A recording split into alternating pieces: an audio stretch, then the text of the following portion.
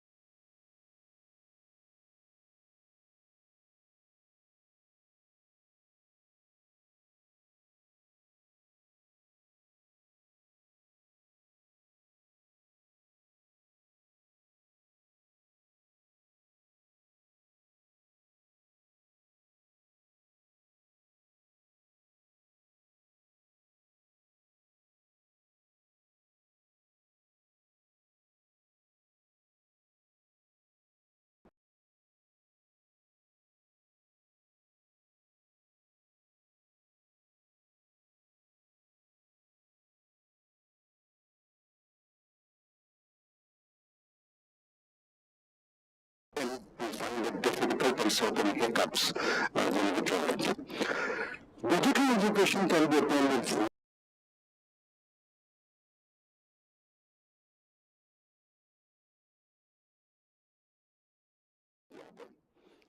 and I don't think so. I think so that sometimes we have glorified MOOCs is to earn credit out of, because there are no real universities, there are no colleges. The universities are there, colleges are there, but only with 50% faculty. One sad thing that I feel is those who are running universities and colleges, especially in the private sector, they consider faculty as a cost, which is not a fixed cost. Which I believe for any department, faculty must be there whether there is a student or not. So that is a variable cost, and when the student is not there, less number of students will get rid of the faculty. This is a sad part. Building stands. Building is not used for more than 6 hours a day, but still the building exists there. But the faculty doesn't exist. This is the same part of it. So developing MOOCs is essential. And now we have got the target. At this point of time, we are developing MOOCs for 8 subjects, complete 8 subjects. Economics, philosophy, social biology, commerce, and various other subjects we are developing. Next block, which is coming us from the ministry, is 9 different subjects. So once those 17 subjects are ready, we are also getting it prepared from other places as well. So once it is prepared, then there is a hope that the education e-university or digital university may come up after 6 months, 7 months, very soon. So that will also give, why? Because no individual should be left out from education system just because one could not afford teaching the university or the college. Intelligence, intellect can be found in any obscure surrounding, as I said. So let us give the opportunity to others also. This is a big role that we have to show MOOCs and CC surely. Now many may say that MOOCs और अच्छे संगठित होने चाहिए. Could say we bring back Coursera and various other things. Now Coursera has matured over a period of time. Two, they charge very high. Our MOOCs are not, they're cost effective. We do not spend so much of MOOCs, but we do develop MOOCs for people. So friends, with the passage of time, 20 years down the line,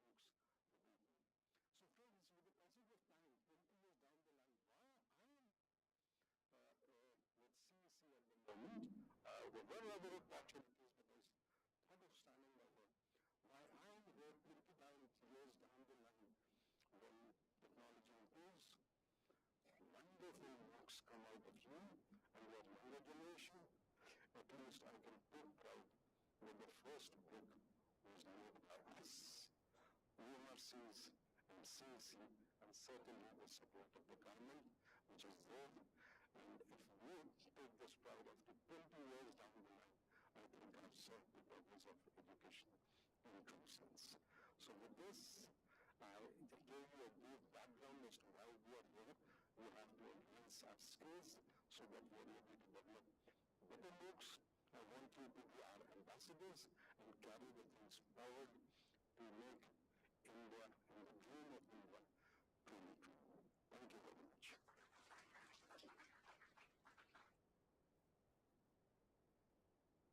Thank you so much, sir, for laying down the foundation and speaking and taking us through the journey from the start to where we are getting into the digital university kind of an era. And the journey of CEC over 20 years and serving this country. Let's watch a video which is from CEC. I think the members of the guys can see it on the monitor. It's there on the monitor, sir. Oh, it's there on the monitor. It's fine, sir. I think it will be audible. You're good.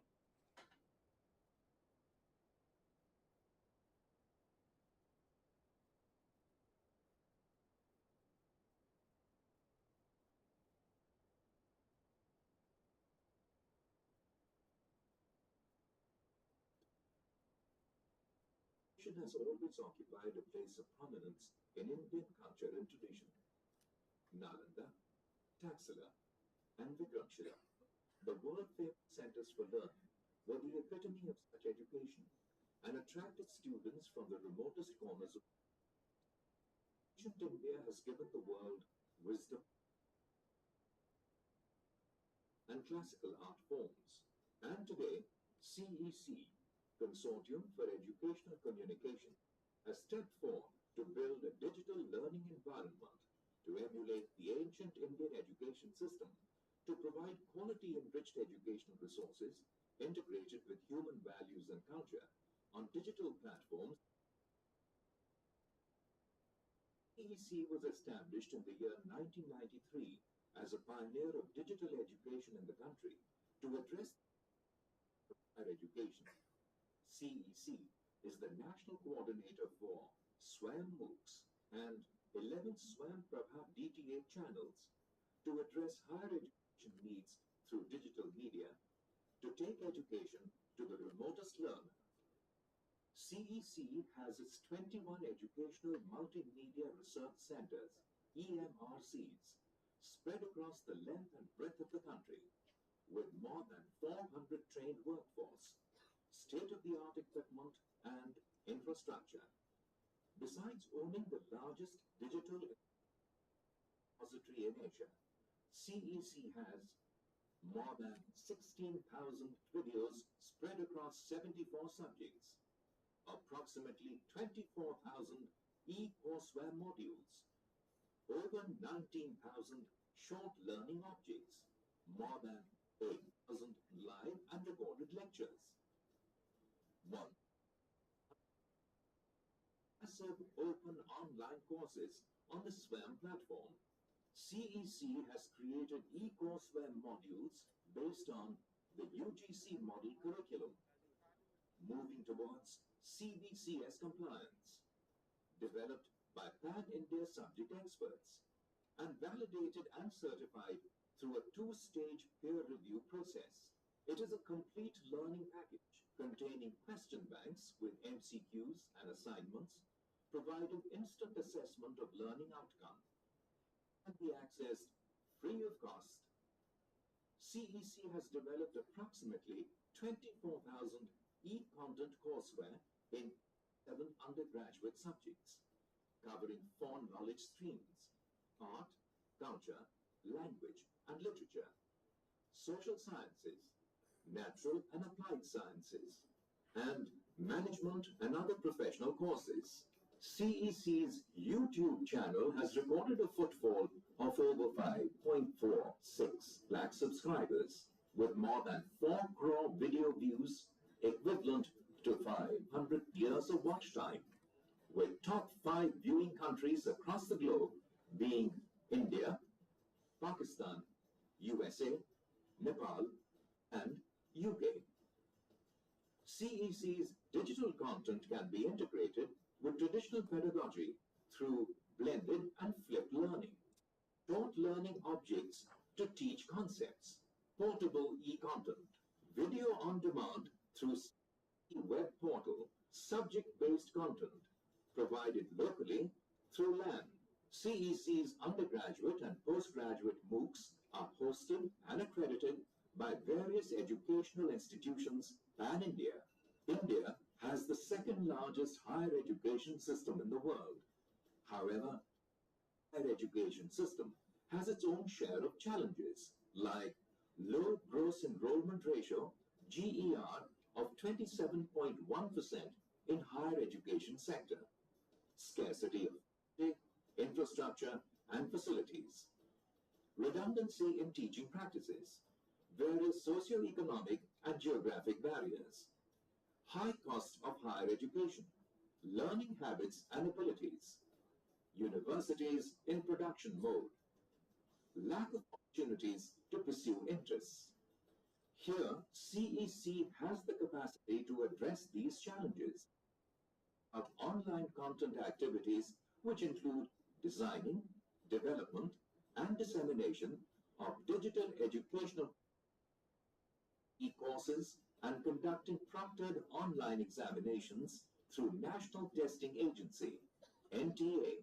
So far, CEC has issued 60,736 credit certificates in partnership with SWAYAM and various host universities for SWAYAM MOOCs examination. Further, CEC has begun developing educational content in 12 regional languages to increase the accessibility and reach of its online learning resources to the rural populace of India. Moreover, to ICT-based learning environment in the country, CEC's Prakriti Documentary Film Festival has gone international. The festival aims at creating awareness and sensitizing people about issues like environment, development, the rights, and the Swachh Bharat. This event receives overwhelming entries from participants across the world, and CEC organizes its EduTube and Night competition annually since 2018 on themes of digital education. Every year, the National Video Competition is organized by CEC, which converges students, filmmakers, and experts from all over India. At CEC, we empower people, power of knowledge. Together as we celebrate the 2 decades of the immense contribution that CEC has done. Request all the members who are here, all you need to do is I think it would be lame for me to ask how many don't have a kind of mobile phone that is there which can be downloaded with the app from Play Store, which is SWAYAM, or if you're from an engineering background, I think NPTEL.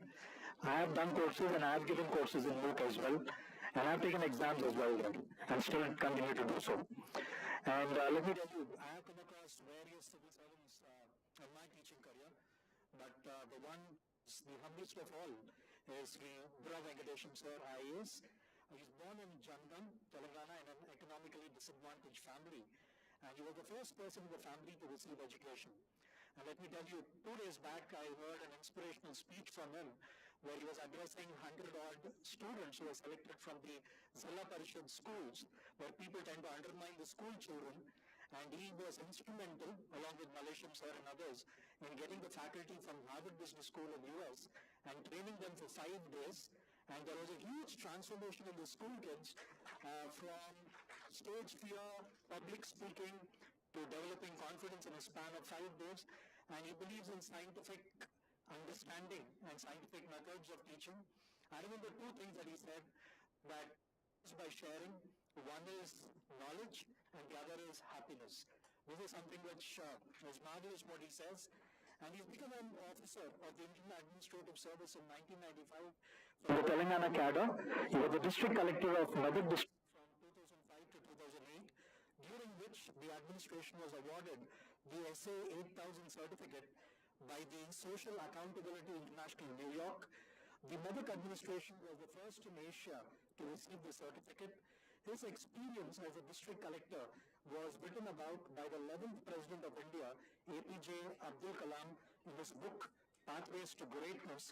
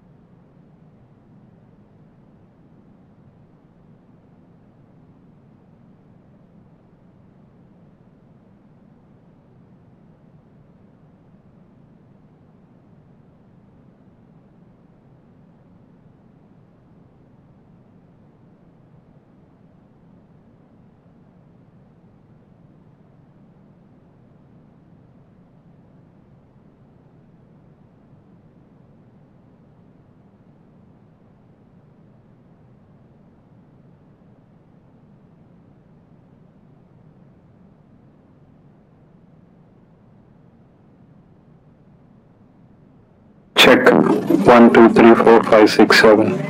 Okay?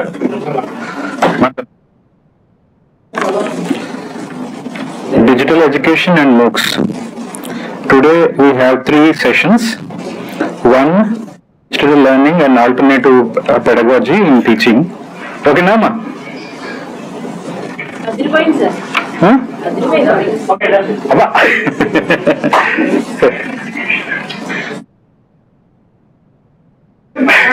కుర్చీ మత్త పెట్టి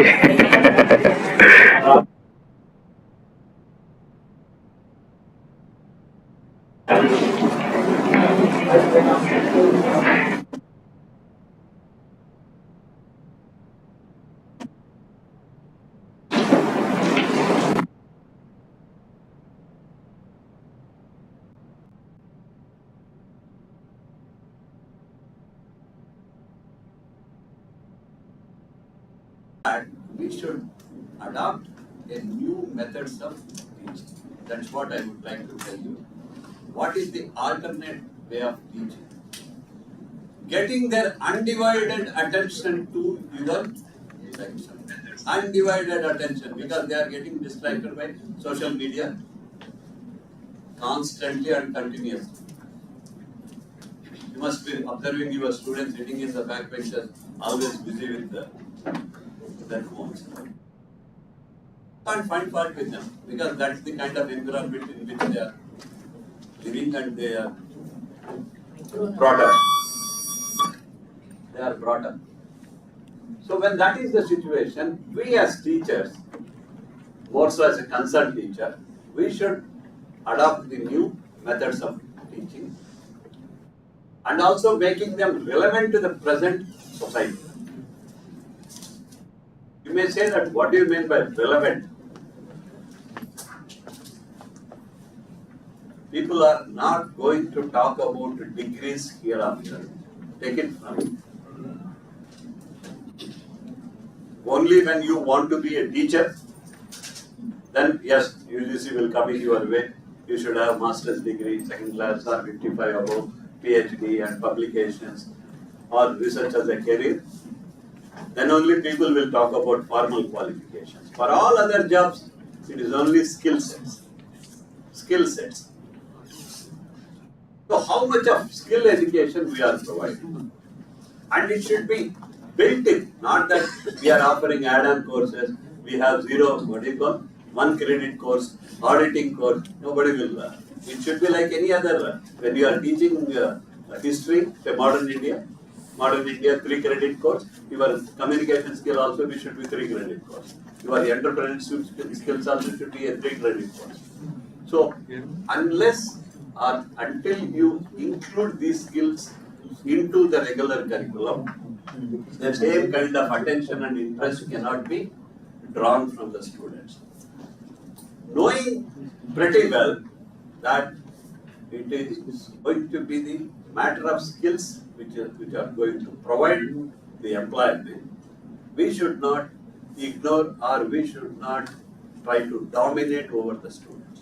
Please remember that, don't try to dominate current generation of students. And if you are sticking, if there are some BOS members or very senior people, please go back to your board of studies and see that the contents are reduced. The domain knowledge is secondary. Domain knowledge is secondary. The primary source of knowledge is skills only. Whether you agree, whether you accept, doesn't matter. The whole world is moving towards that. And when you are saying that you are undergoing fourth industrial revolution, what we call it as digital revolution, there are too much of right terms. Can you put my presentation, somebody? Then I will operate. If you have slide changer, give it to me, I will operate. I think all of you know the word called disruptive technologies.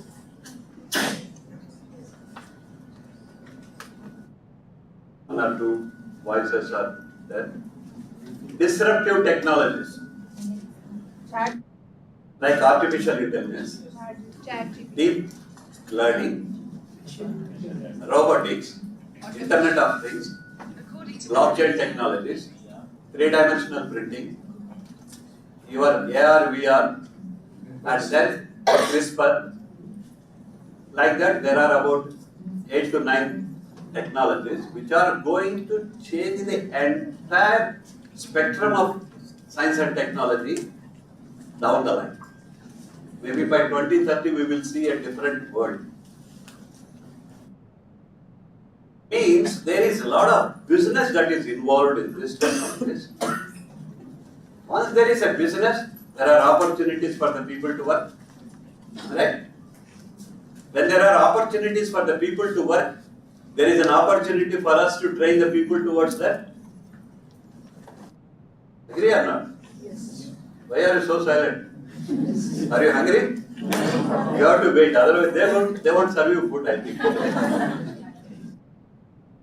So please try to. So when that is the situation, our teaching also towards or in line with, give it to me, you know.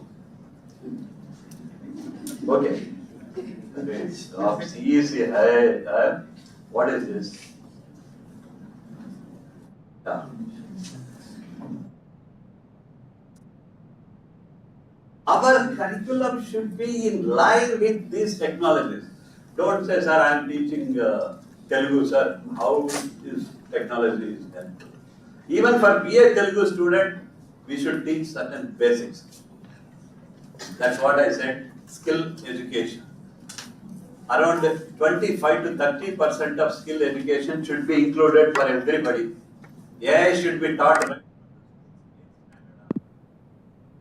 that I'm not asking you to teach coding. What is AI, how it is useful, how we should adopt that. That's it. These are the things we should teach right from the school education. Then people will fall in line by the time they come to. And we all know that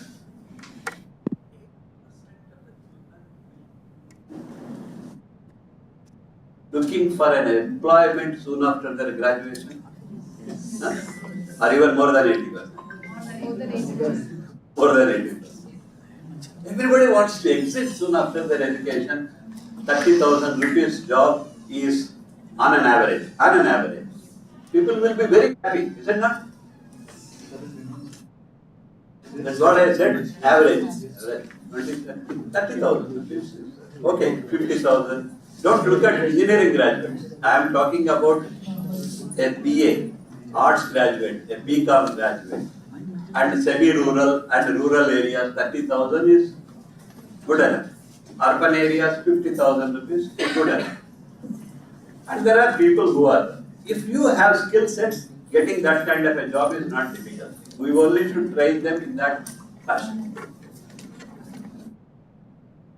So,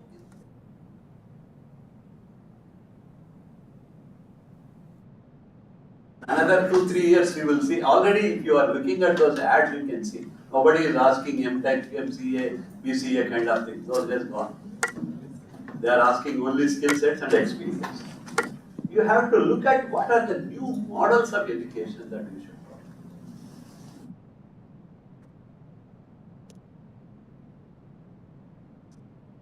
BA Economics, now UGC says, and IGNO also, they started last week. I do not know how many of you have seen that news. They started all 4-year undergraduate programs. So, Usmania University should also think of starting a 4-year undergraduate program. 4 years is a good time. When BA History, I'm just taking one example, BSc Physics or BSc Mathematics. So history may be having around 12 to 15 core courses that everybody should read. The ancient India, medieval India part 1, part 2, modern India, and some of the important areas of science and technology, or the history of science and technology, history of so and so, around 10 to 12 courses. And some ancillaries around 3 to 4 courses or half a dozen courses, 18 courses. 4 years means around 8 semesters, leave 4th year, 6 semesters, 6 into 5, 30 subjects. So you still have around 12 subjects where you can teach all these skill courses. Now the problem comes, sir, we don't have faculty. Immediately, yeah, I know, I don't expect. You don't require, but there is another facility called online. Online. That is where your digital education comes into picture. Thanks to Government of India, when they have launched Swayam portal in 2014, one of the largest education portals in the world, is there are contents right from KG to PG. We only should do is searching what is the right content, where it is available. And you as teachers should customize the contents for your syllabus. Usmania University is teaching modern India, Bipin Chandra Pal, 1857 to 1947. I'm not a history graduate, please. If I'm doing some wrong numbers, don't take them seriously. It's only example. So, customize the syllabus of that portion. History content is available on CEC website, on UGC resources, or on even Swayam also. So you can happily download. They are all free content. Customize them to your syllabus. Share with your students. Your classroom is still having first generation students. Am I right? People from agricultural families, people from deprived communities or hilly regions, and many girl children are coming to the colleges. They will not be in a position to attend the college 100 days or 100. With great difficulty, 65%, and they will come to condemnation. Am I right? With great difficulty. These are all the things happening. During the harvesting season, children from agricultural family, they have to go back and work in the family. They have to support. And some children go and earn some pocket money and they come. And some children still doing some part-time jobs in city. Is it not? These are all known things. That is not their mistake. That is not their mistake. Please. This is where we should be little flexible. Not little. We should be flexible. Okay. They are not. But you can't repeat the course. There is a limited period. Semester, 50 hours of teaching.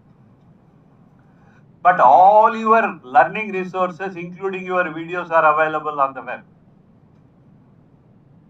That makes those students who are not attending the classes, they will listen to you whenever they have free time. You may say, sir, I don't know these videos and video development, all those things. We don't have facility. I don't have even a laptop. We heard all these questions. Fine. But do you have a smartphone? Is there anybody in this group without a smartphone? Next to impossible. Is it not? You can happily download all the contents and share with your students. And they are all permissible. Your Swayam contents, NPTEL contents, or IGNOU contents, they are all free. No charges or no permissions are required. Those who can afford to generate their own videos, do it. Fantastic. You can take the help of EMRC people, they will help you. If it is not the case, you can access those OERs, we call them as open educational resources. Access them and download and share with your students. Means you are doing a favor to your student. Those students who are missing your classes today, they should not feel bad that they have missed your class because you are available for them online.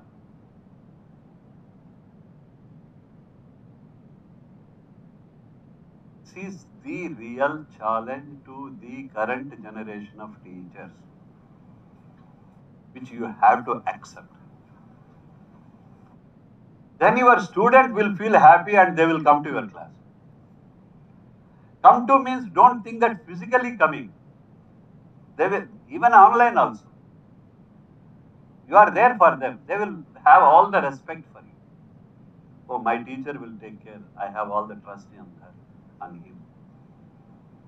And those who are teaching in vernacular medium, I request all of them that you should develop your own videos.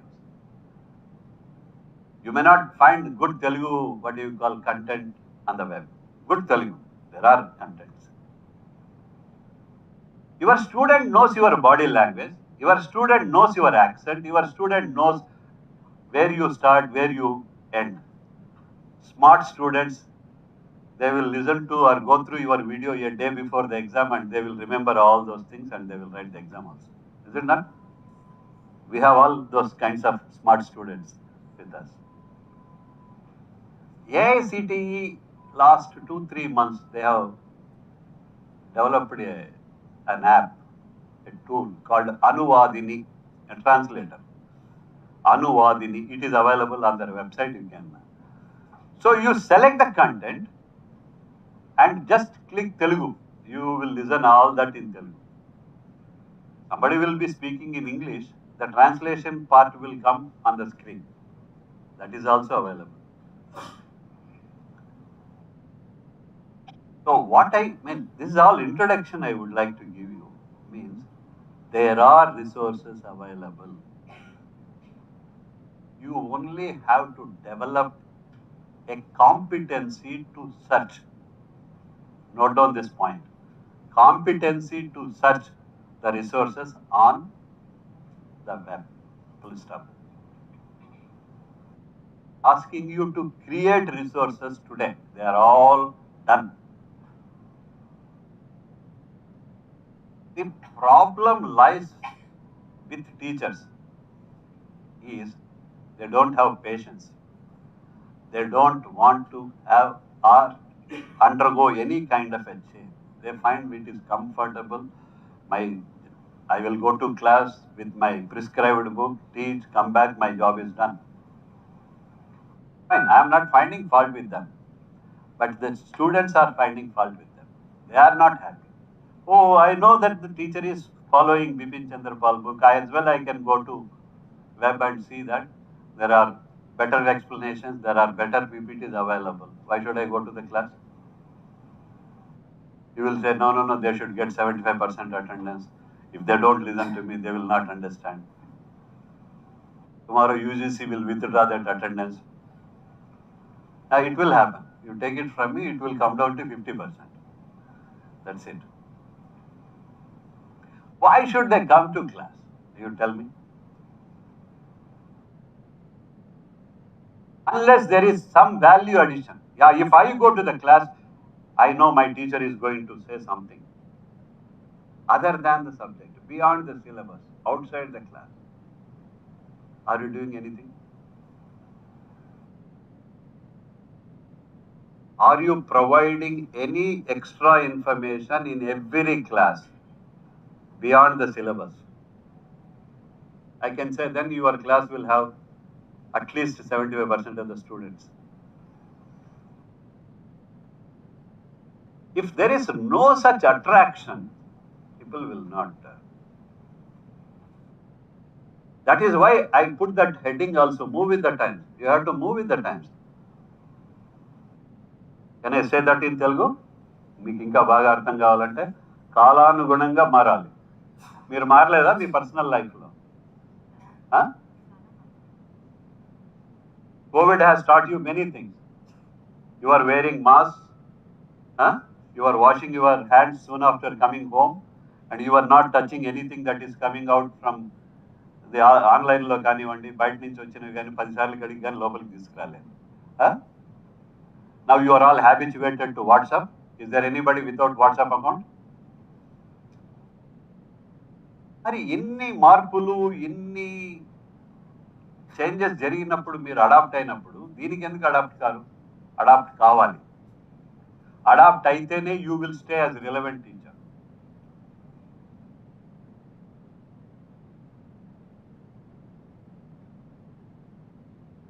Very important thing that you have to think about is you have to transform in your teaching pedagogy because of the digital revolution that it is taking place and the requirement of the student is in line with.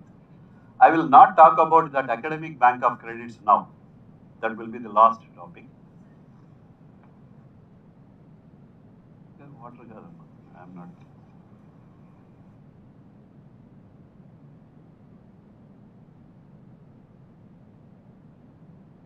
I will cut short certain things which are known to you. We all should, including you and me, to online education, not online teaching, please. I'm using the word very carefully, online education. Online education means you are enriching the quality of teaching in your classroom, which you are teaching already. Same way, by providing extra information using technology, rich learning environment, includes audio, video, text animations, virtual training environments, and live charts.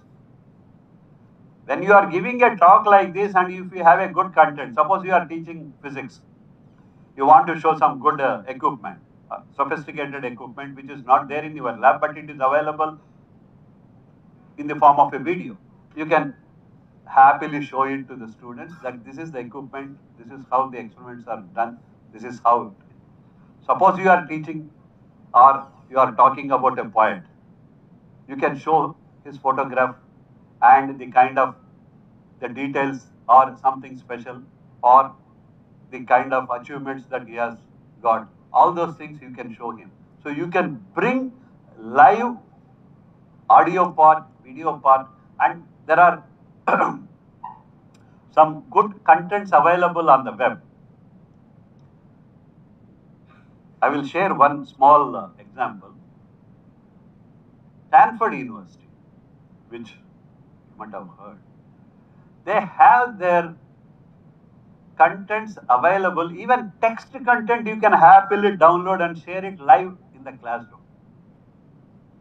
At least we have used some of those things, especially when we were talking about statistics, multiple regression. The entire content we have just downloaded and shared live to the students. That's also there. It's only one example. You go to Google Advanced Search. Google Advanced Search, when you open that bar, then down below there is called Advanced Search. Click that, go to subject, click your subject, you will find some of the interesting advanced topics. They're all downloadable content. Downloadable content. You can share live in the class.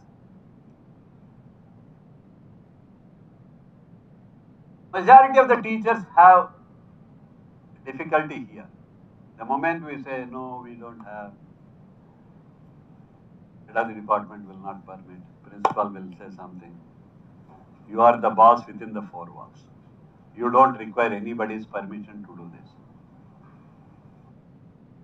To show a particular equipment, to show a particular author in the classroom doesn't require anybody's permission. When you prepare for the class, you can happily do all these things instead of going through the text, or in addition to, I will use the word, in addition to your classroom textbook preparation, have all these things. One web link, one text content. Make it a point that you are going to show them in every class. Then students will have that. So you have to move from the regular classroom teaching to online. That is what you call it as digital education. But we, in a different style or different reasons, we call it as online education. Both are one and the same, right?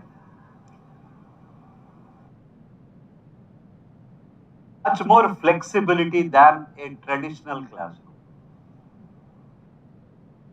What is that flexibility? Somebody should ask this question.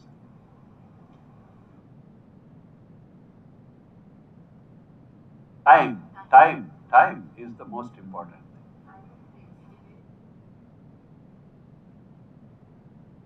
People are still not giving that importance for that. Those who, madam? Okay, it's fine. Time is the most important thing. If people are not going to value it in 21st century, they will be వాళ్ళు వెనకనే ఉంటారు అంతే. You have to be on time. Suppose if I miss that, students can afford to do that. If they miss their classes, they should not be punished or they should not be left behind. వాళ్ళ కోసమే మనం ఉన్నాం కాబట్టి ఒక అడుగు ముందుకేసి మనము వాళ్ళకి ఆ ఎన్విరాన్మెంట్ క్రియేట్ చేయాలి. That is way again go back to online. You create all these resources. Your video lectures and learning material should be made available on the web to the student. ఆడెప్పుడు ఫ్రీగా ఉన్నప్పుడు చదువుకుంటాడు. If you can do this, I'll tell you, you will be the most successful teacher in 21st century. ఫిజికల్గా ఉండాల్సిన అవసరమే లేదు. అవి digital రూపంలో ఆన్లైన్లో available అయిన విద్యార్థి చదువుకోగలిగితే you will be doing a wonderful service. This is the transformation we're expecting from this side. This is what NEP also said. మీరు ఇంకెన్ని చెప్పినా ఎన్ఈపిలో ఇదే రకరకాలుగా చెప్పారు. I want to put them in a short form that you be available not only in the classroom but also, that's it, you are there. Online teaching అనగానే మళ్ళీ system ముందర కూర్చొని పాఠం చెప్పాలని అనుకోవద్దండి. There are 3 ways. Live lectures like this is something luxury, అంతే కదా. Not everybody is having time. Not everybody can afford to leave their workplace and come down here. Huh? These are all the luxuries in future, I'm telling you. But at the same time, I should not miss. Somebody is telecasting live. Somebody else may be sitting in their own place and they must be watching this talk also. Lectures offline. You are, for some reasons, you are indisposable, you are not available for that day. Doesn't mean that students should leave the class. But you can tell the students, children, I am not going to be there today, but I am going to be there offline. So I am sharing these resources to you. I am sharing my video. I am sharing the resources. Please go through this. Tomorrow we will have a discussion.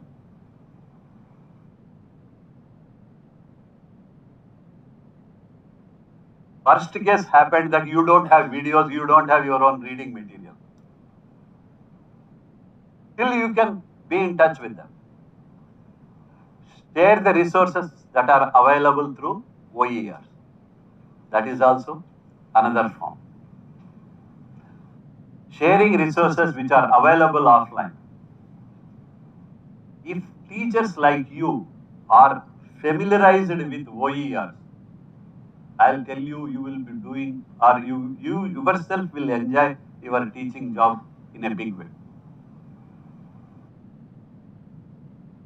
I'm not talking anything, the other part, research part. I'm restricting to digital education for teaching, only this part only, teaching. So, again I will repeat that you should develop the competency to search the resources. Make use, not necessarily that you should only create. The moment you get that feel, you will be very happy. Then somebody should get a question, why online education when everything is normal, people will come to the class. The same thing I will repeat.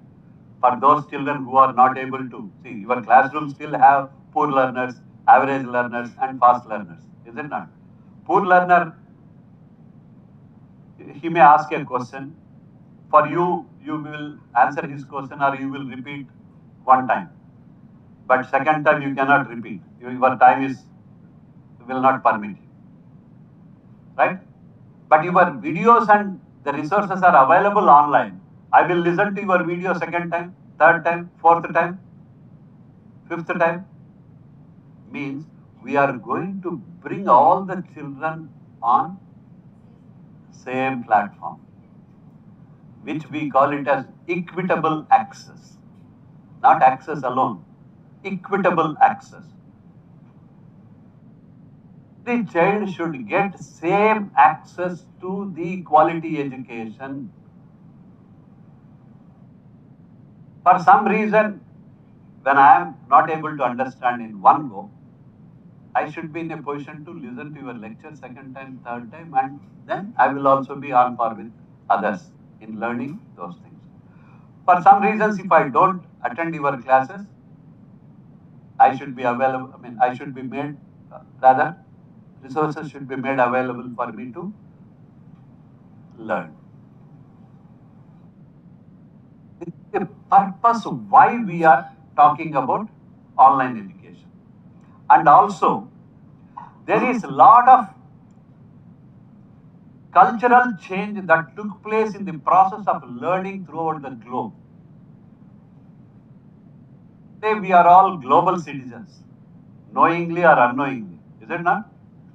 What is your identity? If somebody asks, email ID, right? Email ID. You will say Aadhaar card. That is for within India. You will say Aadhaar card. When you want to be in touch with others, you will share your email ID. The next ID which we can expect by 2026 in different forms, everybody will have a digital ID. It is going to happen. People are working on that. And already the knowledge is flowing from one end to another end. Economy is flowing from one end to another end. People are working from different parts of the world simultaneously. And in collaboration, we are seeing many things are happening. Is it not? The best example that we have seen is the production of vaccine within 1 year for COVID-19. It's a wonderful thing that happened in the recent times. So when that is the situation, means end-to-end exchanging. The online education will also help you to access the resources from different parts of the world. Why, if you look at these top institutions, they are offering most of the courses freely. Are you following the higher education details throughout the globe? Must spend 5 to 10 minutes a day, not your WhatsApp, all those jokes or good morning, good afternoon messages. If you click Google and select this higher education concepts, by what do you call the repeat searches, it will identify that you have some interest in higher education. Automatically, you will get that is what AI does, predictive analysis, predictive analytics. So it predicts that you are interested in that. So you will get all those details. So, some of the best courses that are, courses are available on those websites which are being offered freely. The cultural change is also an additional qualification. That's what I want to say at the end. The students who are coming out from your college, when they go for placement interviews, one of the questions for them is, do you have any experience with online learning? If they say that, sir, I have done one course through MOOC in our college, that will be an additional point for them. So how many of you are offering online courses for your own students on campus, not MOOC courses offered by others? Sir, we are allowing students to do from Swayam. Everybody, by yourself.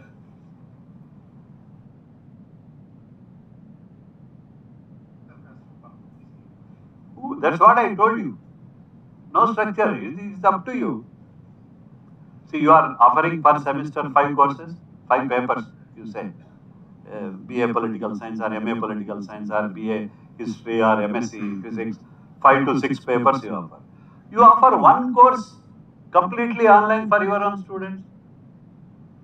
University, your controller will ask you, give me my, what do you call, internal marks, 30, how many, and end exam, 70. They will take exam, end exam. But nobody will ask you, how did you teach? That's, no. That's what I'm saying. People are waiting that somebody will come from the top of the skies and they will tell you, you do this, you don't do this. 21st century, nobody will tell you. Still, people are conducting this kind of training programs.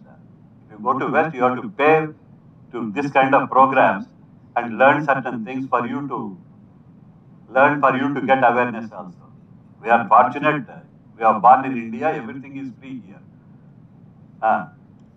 That's why we are not valuing this kind of training programs. The unfortunate situation on the other side is because they are being offered freely and for our what do you call promotion also. UPI मेरे को 5 point आ जाता है. API, not UPI. API 5 points I will get if I attend this workshop. If I do my orientation, I will get 2 increments. See, we always link with the monetary benefit.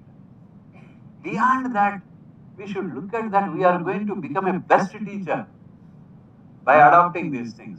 And the students will remember throughout their life. Even after your death, people will remember you. We had so-and-so teacher who is so-and-so, so-and-so. That should be that kind of reward you should look for. And technology is the best source for you to reach many people. And lastly, I will tell you one very important. You are all very fortunate to be in Usmania. You are sitting in a good place where you have quality of students. But what about the children who are studying in Adilabad, who are studying in Khammam, who are studying in Bhadrachalam, who are studying in what do you call Mehboob Nagar? They may not even have teachers also in some colleges. Why not you be available for them? Because you are a very good teacher in your subject, I know. I am not asking you to go to Adilabad and teach. But you be available online. All your contents available 24/7. Children from Adilabad also will go through your contents. They will listen to your lecture. They take exams there. They won't come to here. Please, don't worry about that. But they will listen to your contents and they will take exams in their own place. Again, I will call it as equitable access. Every child of Telangana should get same quality teaching.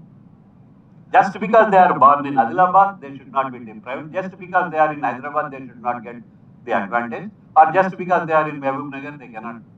Every child of Telangana should have the same access to the quality education. That is second step. I am not asking you to be there. Day 1, you should adopt online. Day 2, you should be available on public domain. You create your own YouTube, right? And let your lectures be available on YouTube. Through your word of mouth, it will go like a wildfire, like how we say viral. You put any, what do you call, breaking news, it will become viral by evening. Same way, you can create that kind of an excitement because you are a good teacher and your videos are available in Telugu with all kinds of accent and the kind of, what do you call, examples and good explanations. Your content will reach the corner, nook and corner of Telangana. It is the purpose of online education. Not because of there is technology, there is 4G, there is 5G, there is EMRC, there is no EMRC, for the sake of reaching large numbers and bringing equitable access, we should adopt technology. We should promote digital education. You agree with that? Then what will you do?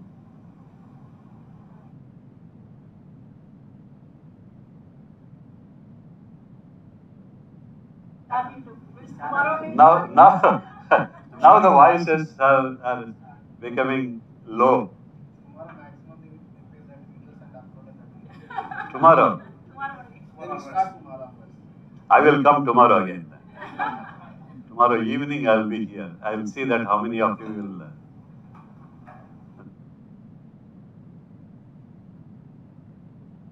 I mean, I am not exaggerating things. Please come to reality, to the ground, what the current generation of students need. అందుకోసమే వాళ్ళు ఫోకస్గా లేకుండా సరిగ్గా క్లాసులకు రాకుండా చదువు అంటే engineering medicine అయిపోయి ఆ ఎంసెట్లు నారాయణ శ్రీ చైతన్యాలు సగం పాడు చేసేసి మిగతా క్వాలిటీ ఆర్ మిగతా అని వస్తున్నారు కదా, కానీ వాళ్ళు కూడా విద్యార్థులే కదా. మనం it is our responsibility to transform them, to motivate them. Don't say that job అనగానే గవర్నమెంట్ జాబ్. ఎంతమందికి ఇస్తారు government jobs? Experiencing Covid, where is the need for a government job? Where is the need for a job at all? ఇంట్లో కూర్చొని డబ్బులు సంపాదించుకోవచ్చు కదా. There are a lot of opportunities on web. People are making big money. I do not know whether you are following or not. YouTube లో కోట్లు సంపాదించేస్తున్నారు. Tea షాపులు, coffee షాపులు, ఫుడ్ స్టాల్స్ పెట్టుకొని దే ఆర్ అర్నింగ్. మనకి ఎందుకు ఆ demeaning ఎందుకు ఉంటుందో అర్థమే కాదు. People are earning very handsome money being what do you call మన Ola, Uber, cab drivers. I make it a point to speak to them now and then. I have come across several graduates are doing that. They say that I am earning around 40,000 rupees, sir. I will work 6 days a week. Sunday I will not go. Come what may come, I will be with my family. I am earning around 40. I am very happy. Earning very handsome money. So you tell me what else you want? Why? And some people are very strange feeling. Make it a point to speak to them. They prefer to be an outsourcing employee in government office for 12,000 rupees or 10,000 rupees, doing all kinds of donkey jobs, losing their self-respect. But here you have all the respect. Somewhere we have to, what do you call, motivate and give this kind of awareness to our children, our students in the classroom. Dignity of work. We should not feel bad. I look at the people, that urban company, urban class. Amazing. Several girls also. They carry a lot of luggage and come, they do their job. I ask them very frequently how much work you will have, how much you earn.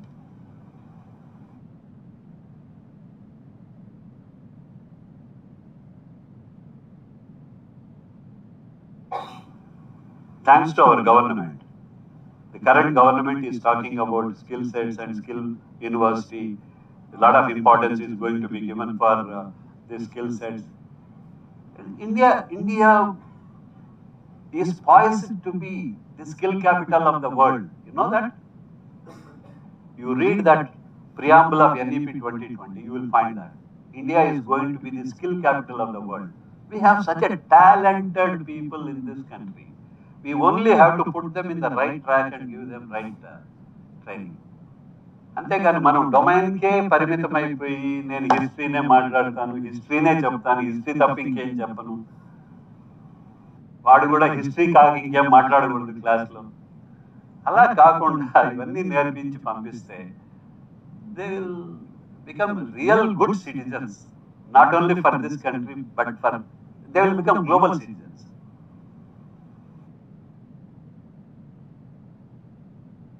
So online education will also provide, say suppose, now the extension of the definition, or I can say the explanation, vice versa. Suppose you don't have a good teacher in Usmania University, but your class, you have to conduct, you are head of the department, you have to see that the program runs comfortably, especially we don't have teachers in education. I know the whole situation of education departments in all the universities. But there are some retired teachers. Let us go to them and ask them to create good videos, and if their videos are available, we can make use of them. That retired man need not come here, right? But one time created videos, we can happily use them in our classroom, like our NPTEL lectures. Go to several engineering colleges in and around Hyderabad, you will see that many of them are playing those NPTEL lectures in the classroom.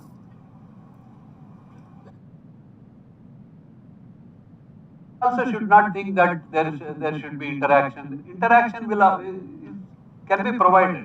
That's what I said, interactive.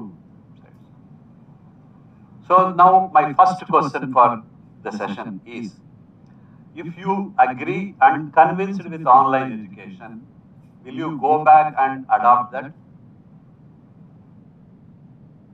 If yes, hoping that answer is yes, the first thing that you should do is think about offering at least one online course per semester from your department.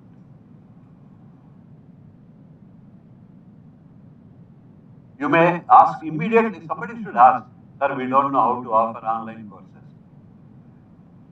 A 3-day training program, 3 into 6, 18 hours, we can make you as an online teacher. EMRC people can conduct a 3-day training. Ask Nadda, he is a nice guy, he will help you. A 3-day training program, 3 into 6, I am telling you, 18 hours, you will become a good online teacher. With hands-on, everybody should come with a laptop or desktop, sit there, 18 hours of learning is enough, which is not difficult. 18 घंटा आपके पास नहीं है तो it's a good sign. You should find time for that.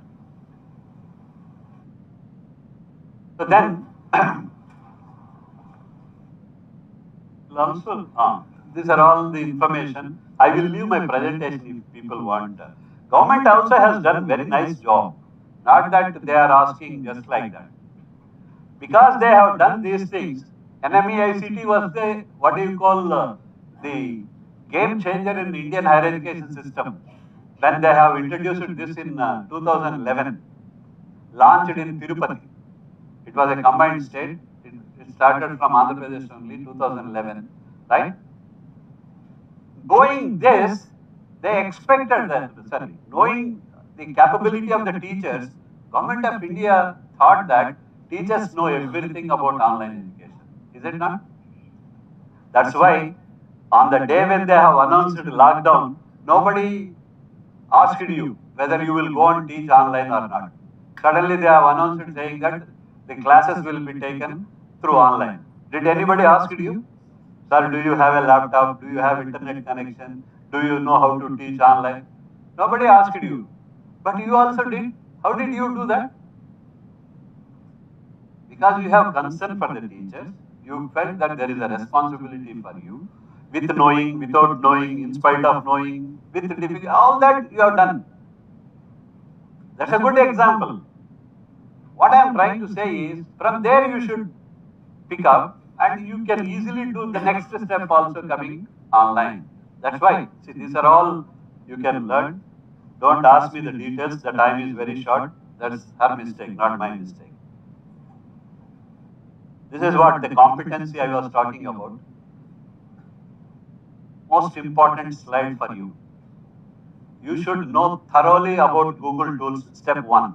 Step 2, ability to search the resources. As I told you, already I was talking about. Ability to search the resources. Which resource is available where? That's it. ఇదేమి బ్రహ్మ విద్య కాదు, rocket science కాదు. It's only a small skill. Especially open educational resources. మీకు ఎంతమందికి అలవాటు ఉందో లేదో, it's like a ocean. You name anything, any subject, you will find there in OER. Amazing.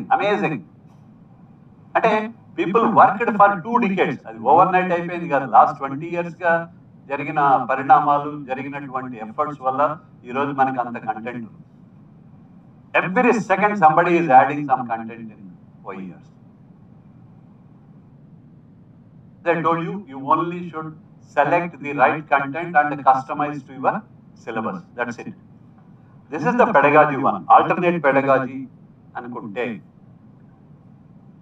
You all should know what is exactly the MOOC is. Massive?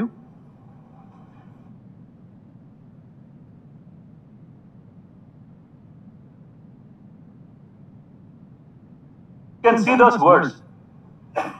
Large enrollment numbers. Don't say, sir, only 60, only 100, only 50. Can you imagine that your class will be having 10,000 students? Can you imagine?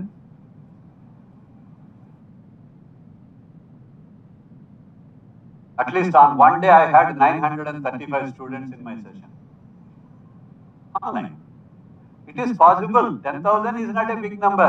Stanford University, when they started offering machine learning during COVID time, the enrollment was 7 million plus.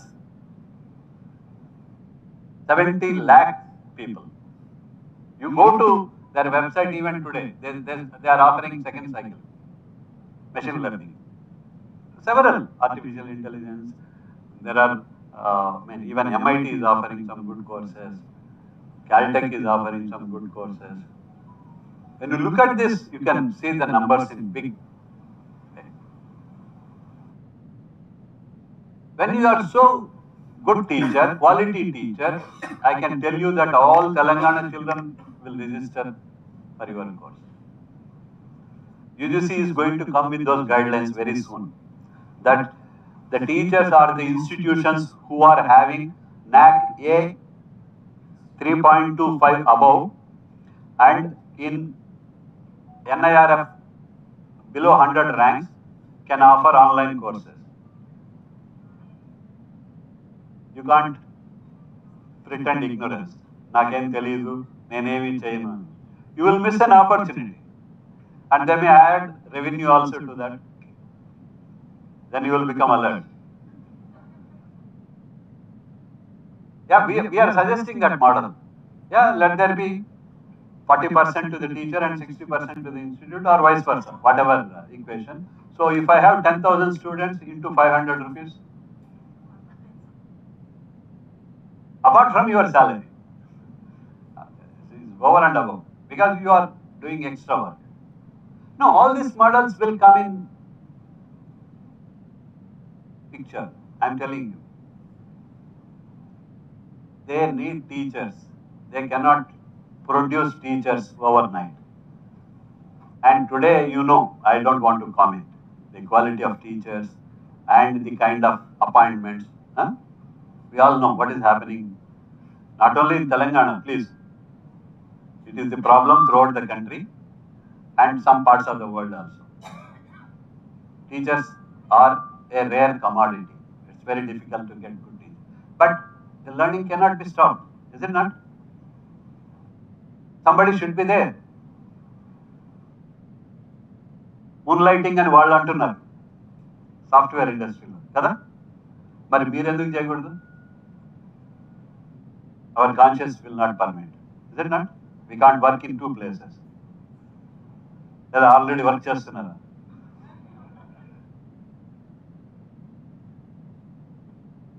I will make it public now. Have you read a news item last week? AICT has allowed that people can work in 2 institutions.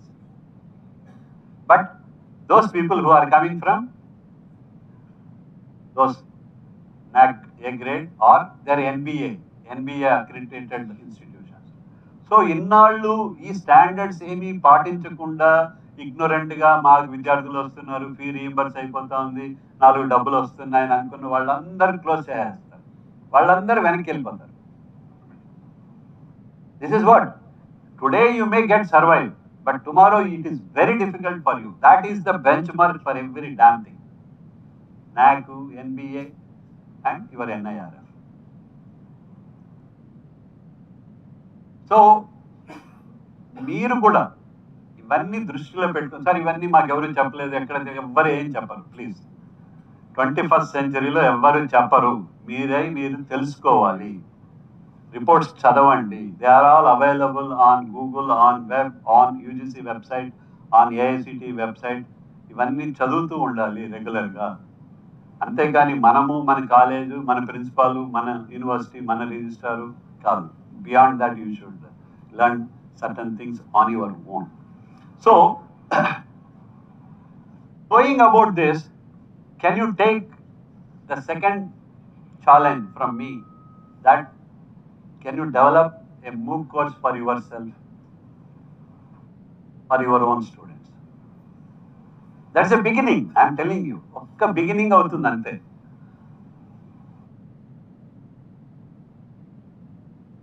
Then you can go second semester ku vachesariki meeku confidence vachi edaina changes cheyali, alterations cheyali, you can go to the public domain.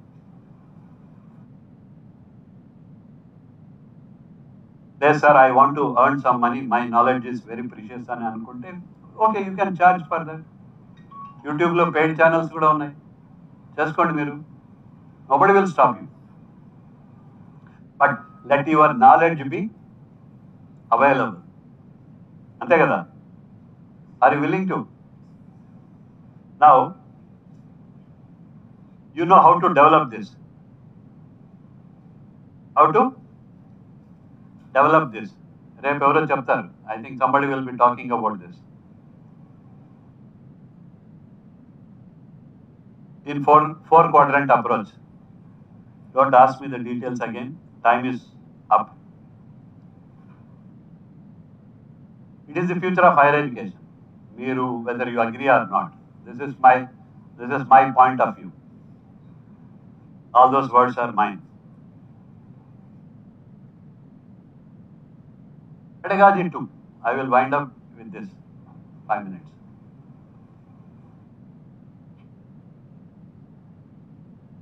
When we all know that we are undergoing this digital revolution in line with the disruptive technologies and the requirement of NEP 2020,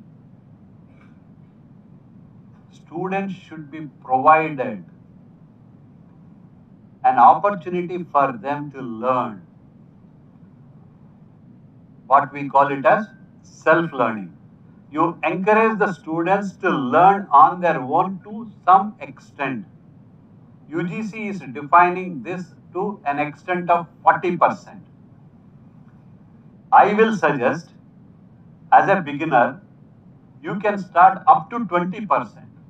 Every unit of your teaching, you allow the students to learn the basics up to 20% on their own, and you teach 80% in the class. So 20% of the time in the classroom, first 10 minutes, don't teach anything. Just go and interact with the students. Children, what you have studied yesterday, how did you feel the video? How much you have learned from the subject? Don't talk about the marks alone. Try to focus on how much they have learned.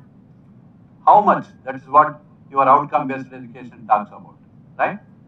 That's a separate story. You can. So now you start thinking about inside the classroom learning, outside the classroom learning, which we call it as blended learning. You all should transform to blended learning from tomorrow onwards. UGC has already said this, as our friend was telling, that structurally it should come in place by the university, by the government. I have no comments on that. They have to do by now. 23-24 is the year. UGC has already communicated. And if we still pretend, when you go for next NAG accreditation, I'll tell you, you don't get A grade. Your graph will fall down. The moment you say that you are not there in NEP implementation, your graph will fall down. Your NBS scores will fall down. Your NIRF ranks will fall down. Are you willing to? Very difficult to survive in future without those rankings. So it is time for you to wake up and stand, be there. So the alternate pedagogy is nothing but, I'll show you one small slide. All this is the important slide for you. You can read this for 30 seconds.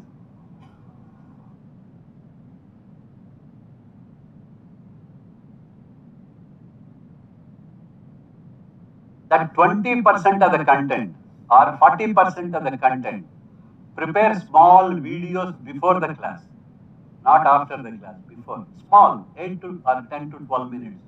I will say now 8 to 10, not even 12 minutes, 8 to 10 minutes. Share with the students for them to go through them and come to the class for discussion. Teach the 60 to 80%. Not necessarily take a scissor and cut 20% karke. Some basics in one lesson can be 10%, it can be 15%, it can be 20%, it can be 30%, as you like. You are the boss again. So bring that blended learning in the classroom, which is in your hands. Nobody's permission is required, no approvals are required, no structural changes are required. Same thing you can teach. So are you willing to bring blended learning in your classrooms?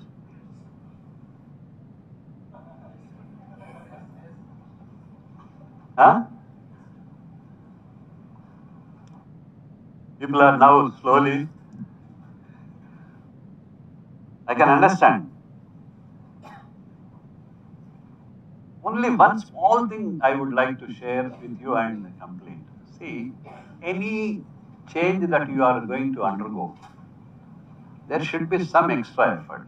కదా కొత్త mobile కొన్నారు, వాళ్ళ షాప్లో 10 instructions చెప్తాడు, మీరు ఇది చేయండి ఇది చేయండి ఇది చేయండి. మళ్ళీ ఇంటికి వచ్చాక మనం మొదలెడితే కొన్ని రావు. పిల్లలు తీసుకుంటారు, డాడీ మీకేం తెలియదు, మమ్మీ మీకేం తెలియదు, నేను నేర్పిస్తానని వాళ్ళు ఏదో చేస్తుంటారు, చెప్తుంటారు, నేర్చుకుంటూ ఉంటారు. You yourself will fine same way అండి, same way. It's not a big thing. I did not go into the details. I said why and what. You should learn how.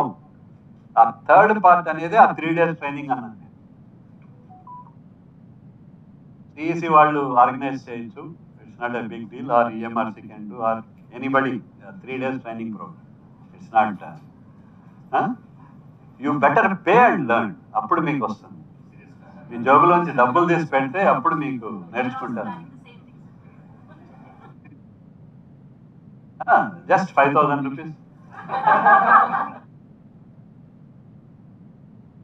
I didn't say per day, please.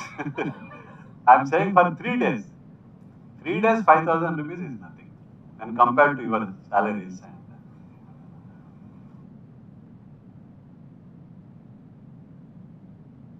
I do not know whether it is time for lunch or not, but it is time for me to say thank you very much.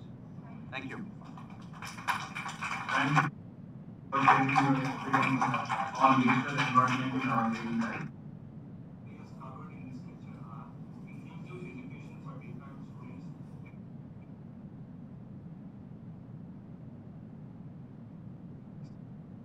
of teachers to search with the resources, need of online education, equitable access.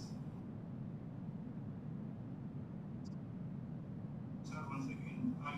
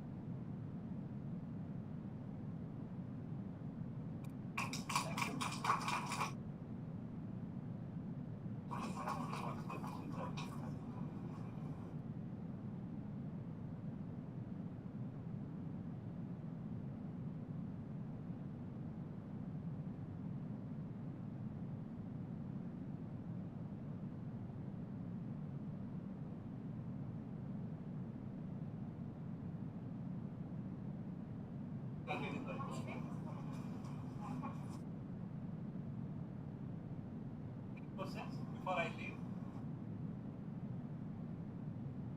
I'm very sorry.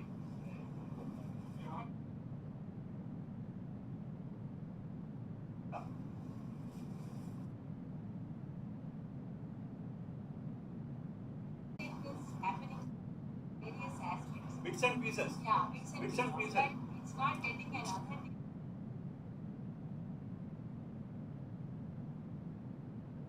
Recognition కోసం wait చేయండి please, wait చేయండి. మీ పని మీరు చేయండి, మీ పని మీరు చేయండి madam. మీ విద్యార్థులు మీతో ఉంటారు. Welcome.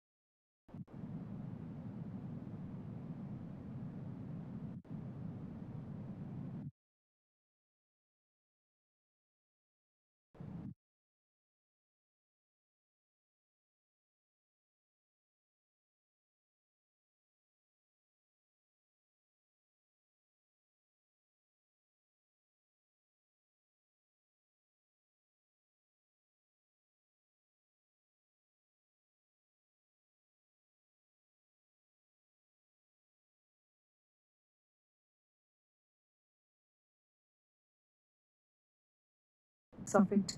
Before going into any of this evolution or anything like that about the MOOCs, I thought I would share with you what is that important about this MOOCs. That part we will take up first, then we will go to all these things. In the context of this particular MOOC, I have a reference to various documents, whether it is about the Future Education 2015 UNESCO document is there. Similarly, you have SDG goals are there. Similarly, all of us know about the learning treasure within, learning to, to be, to do, and to act, and then also to live together. So many international level, and also the National Economic Forum, this also has brought in coalition and in collaboration with the UNICEF and also with India, UA, that is what I will show you all these things in a while. So these things, when they are all coming up and they are really putting a kind of a challenge before us to really accept this kind of digital technologies and online education, especially MOOC, when we say it is massive online open courses, all of you know the full form of that. So this, how it started actually, 2008, sometime the history goes back, not much big history of this MOOCs, wherein that the very beginning of this MOOC started where the people started offering an online course. From there the origin has started for the history of this MOOC program. So when lots of people enrolled and they realized this is something very interesting, then they started adopting it, and this MOOC has become a part of global scenario, and they started offering these particular courses through online on various platforms. So this is one document where I thought I will just take 1 minute, not even 1 minute time, to show you why it is future is important. Okay, this has come to this. Anyways, I'll just finish with this and then go back to the documents. So these are some of the very important benefits that we have through the MOOCs. Once we understand what is this digital aspect related to MOOC and how this MOOC is connected to digital processes and digitization process, then I think we will be able to convince and try to understand what is this all about MOOC part of it.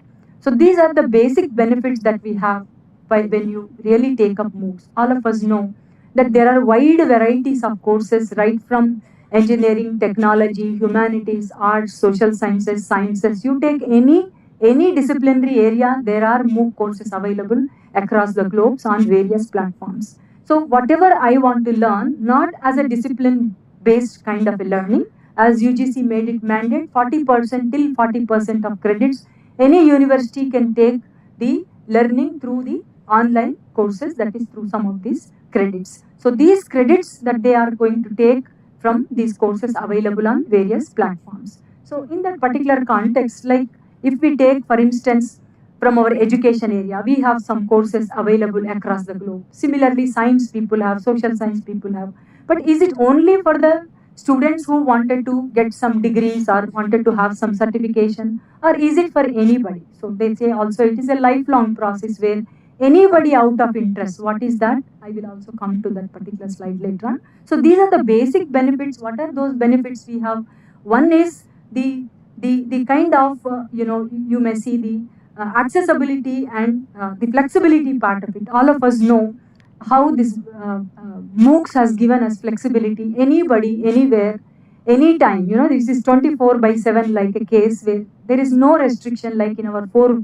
Now also we are sitting in these four walls of the room and trying to interact with each other. This can also happen. They have also, made live on YouTube. Somebody is sitting in their bedroom, or somebody is sitting in their drawing room, or maybe traveling. They are watching our YouTube live, what is happening here in this hall. So this is the way even MOOCs courses, when they are scheduled at that particular point of time, you don't need to go anywhere. That flexibility is there for us. The basic kind of a benefit that we have through MOOC is that there is a lot of flexibility. Anytime we can enroll, because around the year, they will be offering these courses. They will launch these courses from various centers, various platforms. They will announce these courses. Then at that particular point of time, we will be enrolling to that. And according to the schedule, we'll attend some of those online program at the scheduled time. And then there is a procedure of maybe the assignments on 4-quadrant pattern, it will be there. We'll go to that 4-quadrant also in due course of time. So that is where all of us know that we are very free to do anytime, anywhere, there is no restriction as such. So that kind of a flexibility we have with the MOOC programs wherever they are across the globe.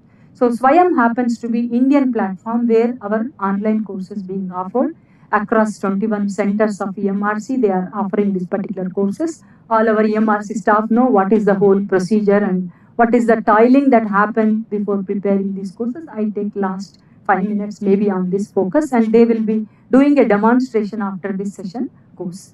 Then when you look at the second issue, all of us know, when you join a course, there is huge amount of cost that we incur in attending a particular course or going for a certification of some course. So this is very, very cost effective, where if you are interested to take a certificate, then you have to pay examination fee and then get it. Some of the platforms across the globe, they also charge a fee, maybe around $90 to $200. Some of them per the whole course, some of them per month. Various ways it is being designed in various platforms, these kind of MOOC courses. So when they offer these courses, especially in Indian Swayam, if you say, take for instance one Swayam platform, whatever are being offered, they are all free, except for you to pay some 1,000 rupees or 500 rupees for the certification to write the examination. That is only an examination fee where you have to pay some amount and then take the exam, you will get the certificate. If you are not interested to take a certificate, you can pursue the course and go away. And many people, what is the problem with us in this MOOC is that they don't really continue the program, and lots of dropouts are there, lot of wastage happens. But across the field, maybe thousands of people get enrolled, maybe they all may not take the complete course. Some of them will complete to the end of the certification. Some of them will take only trial for 7 days and get away. Some of them complete the course but don't take the exam. So various categories of audience are there on these platforms. So all these people, though they like it or don't like it, or they may lose interest after some time, there are various reasons for that. Why people join for MOOC and why they don't continue, why they discontinue. Lots of issues are there. Maybe because of procrastination that they have. I will do it tomorrow, next session, or last class I will attend. Lots of procrastination is there. Some of them just mute it because they wanted to say that I am there on the platform. They don't pay attention or listen to that. Somehow they complete the course because course material is there, videos are available, every material is there for you. Lot of resources are there, repositories are there, reference repositories are there. So when all these are available, for them it becomes very, very simple to complete the course, learn the course and all, because videos are also available for you, which you can download and see whenever you like. Not you need to stick and glue to that particular time when they offer this particular course. So that you have to attend as per the attendance. Yes, it is there. But if you don't attend, mute and then sleep, nobody will know about it, because the sources and resources are there. So in a way, I can say that lot of flexibility, lot of freedom is there for the audience. And at the same time, it is very, very cost effective, because you don't need to incur much fee, annual fee or this fee or that fee. And even travel time you don't need to spend. You don't need to come also. Transport is not there. Suppose if you have gone out of this station, maybe pursuing your education at Delhi or maybe at Stanford University or maybe in Australia, maybe in Canada, then this transport facility or the cost that you incur for the stay, residence, food, so much of expenditure you have to complete. Suppose you are doing a course on artificial intelligence, then you have to spend lot of money for that, both in terms of fee, and if you are away from home, all these other expenditure also incurs. So this is how we can say it is very economic and cost effective for the students, and also anybody, even at the age of 60, 70, somebody wanted to learn today what is that artificial intelligence, what is this machine learning, what is this all, whatever you are interested in, you can just go and enroll. There will be very basic qualification required for attending these courses. Some of them have a restricted qualification, some of them, they may not say there is a basic qualification required. So people also have critiques, have a view that because this kind of restrictions are not there, eligibility criteria is not there, so people will have problem like in terms of understanding that course. So the designer will see that it is at the average level or at the basic level. So these are some of the limitations go into these MOOC courses when they design. Though there are certain basic principles they do follow and standards they do follow, but in spite of that, these kind of limitations will creep into that. Then influence on the employment landscape. All of us know about this benefit because you're already into the employment. If you want to improve upon whatever you want to improve, there are courses available, so you can go. Today, our teachers, when we introduce technology, they are not very comfortable with that. So then automatically they have a chance to go and update themselves into computer courses or into artificial intelligence courses or machine learning courses or anything. There are also many programs or many such courses where you can learn even MS Office basics. You can learn how to prepare different templates of PPTs. Anything that you want, there are courses available. Only thing we need to little move ahead and then start working on that and knowing where these are available. So in India, we have no problem. We can go to Swayam portal. Regularly they will launch these programs. You can enroll for that. Similarly, we can go to Stanford University and other universities, Western universities websites. If you go, you will find the scope for enrolling yourself, registering yourself. Similarly, there is also a possibility, the benefit is that I am up to some skill level, then I want to upscale my skills, then also you can enhance your skills. And also, this is in a way, see, somebody wanted to do a course at Stanford University, not possible for all of us to go to Stanford University, or a person from the underprivileged areas, he or she cannot afford to go there in terms of economy or in terms of otherwise also. So this is where I think if you join online, sitting at your home, you can comfortably go with this kind of courses. So this is very much to reach out to the unreached or to connect to the unconnected or to serve the needs and really make that equality and equity and access, which are really very important objectives of these MOOC programs can be achieved through these programs, because anybody can go and join online. If they are underprivileged also, there is a chance for them. Similarly, you have career advancement and professional development possibilities are also there. Nowadays, as I said earlier, UGC said 40% of credits the students can go online courses and acquire those credits, and they are recognized. These Swayam credits are recognized by our UGC, and in all our universities you can take it. But in some of the Western platforms, all platforms, whatever courses are offered, some of them private platforms are there, some of them are, some government are there, or some of them are freelance, different kinds of platforms. On some platforms, they don't get the credits which are added to our either career or our courses. So this kind of credits are not recognized. They will give you credit, they will give you certification, but they are not counted for your creditization into the course that is offered by them. So such of the courses we need to understand why we are doing this course. Is it for our course completion, some add-on credits, or is it just out of interest or passion or upgrade myself or update myself or maybe upskill myself? Whatever is that dimension that you have in mind, in that line, you can go on with these kind of things. So these are few of the benefits that we have. Then we can go with the next, what kind of transformation that education in digital age, what is happening to this. These are some of the things like, accessibility and inclusivity. That is what we can see, how it is very, very important how this digital scenario made us to develop this kind of availability or accessibility and inclusivity is there. Like, as I said just now, anybody can take these courses. There is nothing like if you have a regular course, there is a reservation where you have to have 30%, 20%, 15%, some kind of reservation is there in any course. And there is a limitation of this number of seats. These all of you know about them. So this kind of problems will not be there where inclusivity is there. Anybody can take, even a person crippled and who cannot move from their home also can access these courses online. And similarly, the accessibility is very easy, that there is no need of moving from one place to the other place or anywhere. As I said, anywhere, anytime, any place, you can have this kind of accessibility to that, and also inclusivity is there. Then we also have diverse course, offerings are there. It's not one area, you have divergent areas, maybe thousands of courses, more than 2,400 or odd courses are offered across the globe. So many courses are available to us. So these number of courses, I don't think in any universities it is possible to have so many number of courses at a point of time. So like that, if you have the access to global universities, I think parallelly we can go with some 10 courses, 5 courses, whatever is your capability. I can attend any point of time and then acquire these kind of courses. So there is a possibility for me to go with diverse kind of courses and access these all courses. Similarly, we can even go for our professional development and lifelong learning, they say.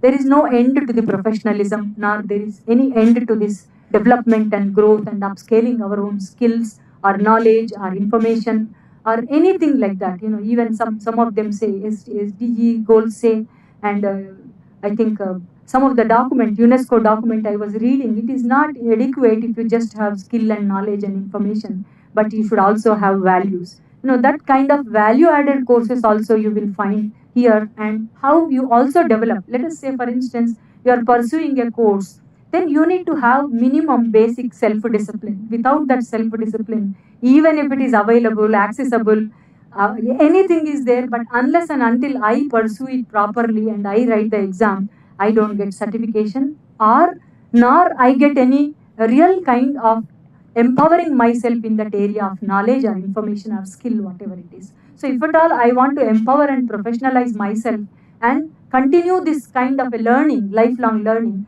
I can go on improving my skills lifetime. There is no dearth or there is no kind of limitation for the age or anything. That's how anybody can go with this, with a lifelong kind of education, and also professionally we can develop ourselves and empower ourselves.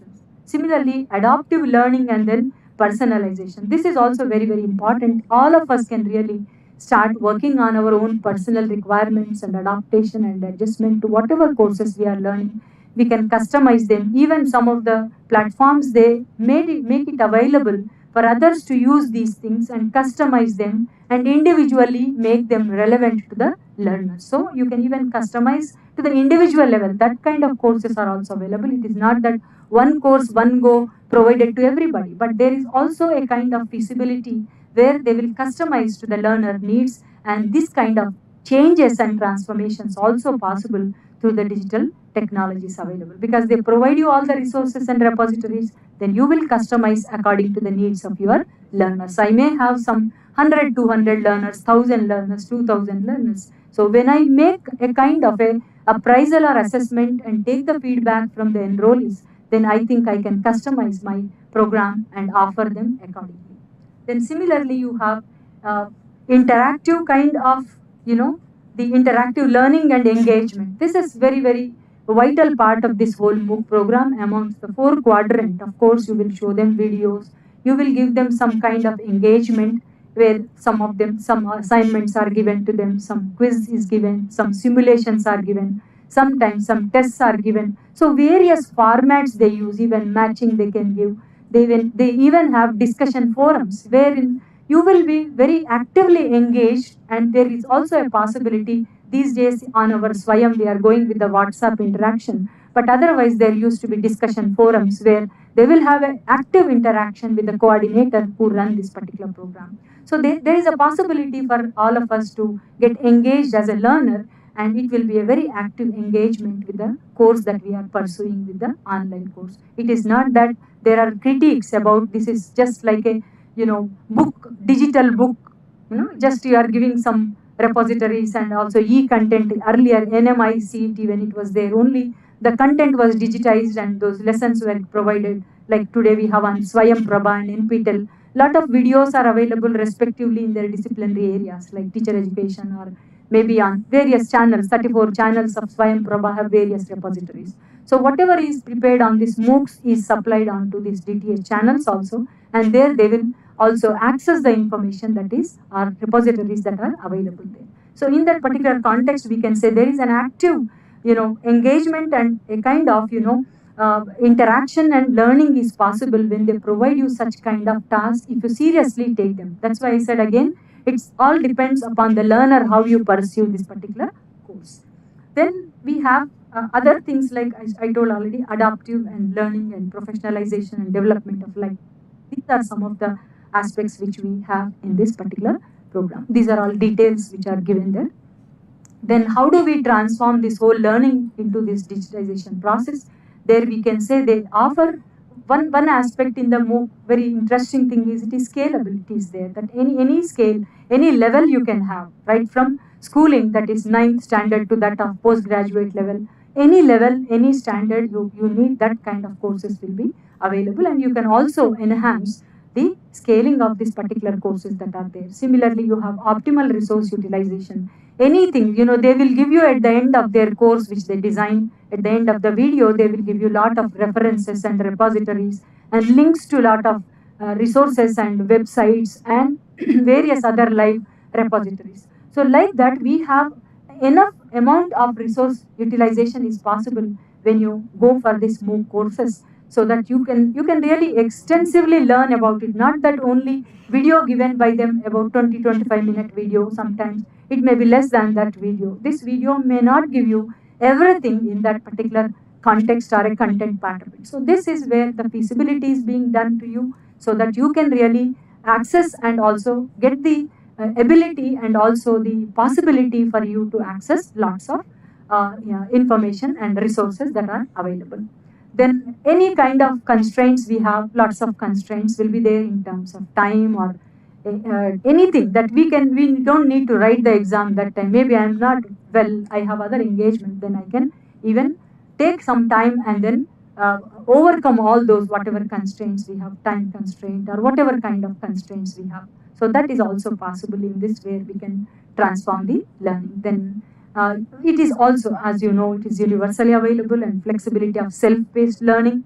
All of us know there is nobody is there with a rider that you should complete in 10 days, 1 week, 1 day, half an hour, nothing like that. That video I can see 100 times. Nobody can stop me from seeing the video till I get it, till I understand it. There is no bar for me. So like that, it is all the time available and accessible. So it is as per the pace, self-paced learning we can accommodate and we can learn about it. Similarly, coupled with the internet's widespread accessibility, like this is another very important thing, though it is said very eloquently, they are available and all those things. But in many, during pandemic, all of you are aware that how many children could not get connect to this particular thing. So there is one economic forum, one World Bank report, economic forum report has come in collaboration with the UNICEF and also India, Yuva, they said.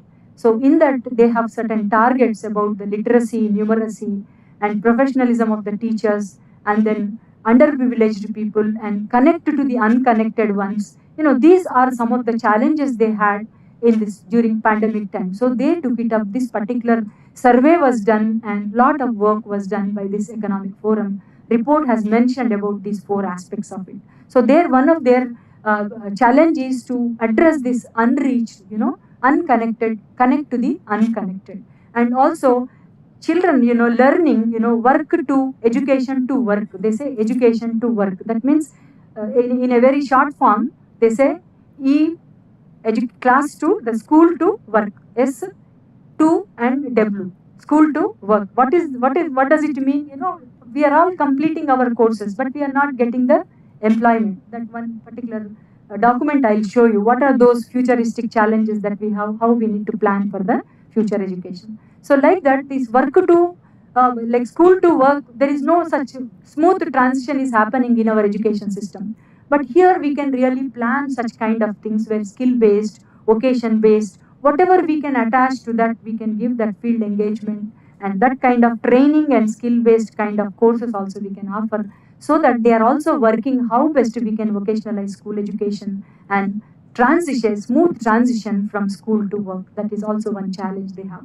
So similarly, in the MOOCs, when you are planning such kind of things, we can even plan some skill-based courses, and there, various mechanisms they can plan, and demonstrations can be there, and various interactive videos can be there. So like that, various platforms are offering such kind of interactive programs are also there.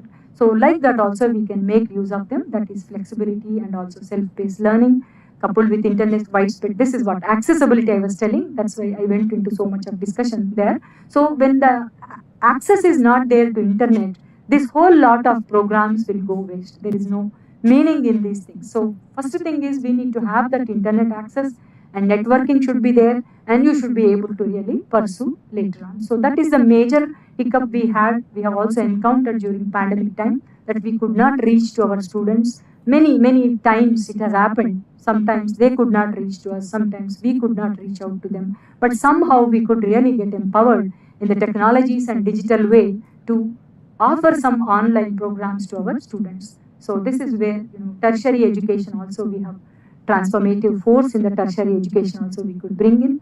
So online education globally, like new learning platforms have come. So many platforms are there apart from our own Swayam. I will show you those names. Very many names are there. I will give you. Let me go to some of those very important things. This is all you know them. I don't need to give you the acronym of this study webs of active learning for young aspiring minds. This is what is the name given by the MHRD sometime during 9th July 2017. They launched this particular program with some class 9 till post graduation. Various programs were offered by our Swayam, and all of you know the very purpose and objective of this is to create access and equity and quality, wherein all of us know that we could really create so much of repositories and courses. It is so difficult. I have seen by being there at a UMRC to prepare one video how much time it takes and how much they struggle to capture the resource person, and they have to write the write-up about 3,000 to 4,000 words, and it should be vetted by some expert and edited it, and then once editing is done, then they will have to come for the studio and record in the studio, and then this particular recorded one will go for further editing and then integration of so much of PPTs and what I can say the animation and various other digital aspects they will take care. There is a different person, yes, an expert, a professional in editing will go to the studio, they get it edited.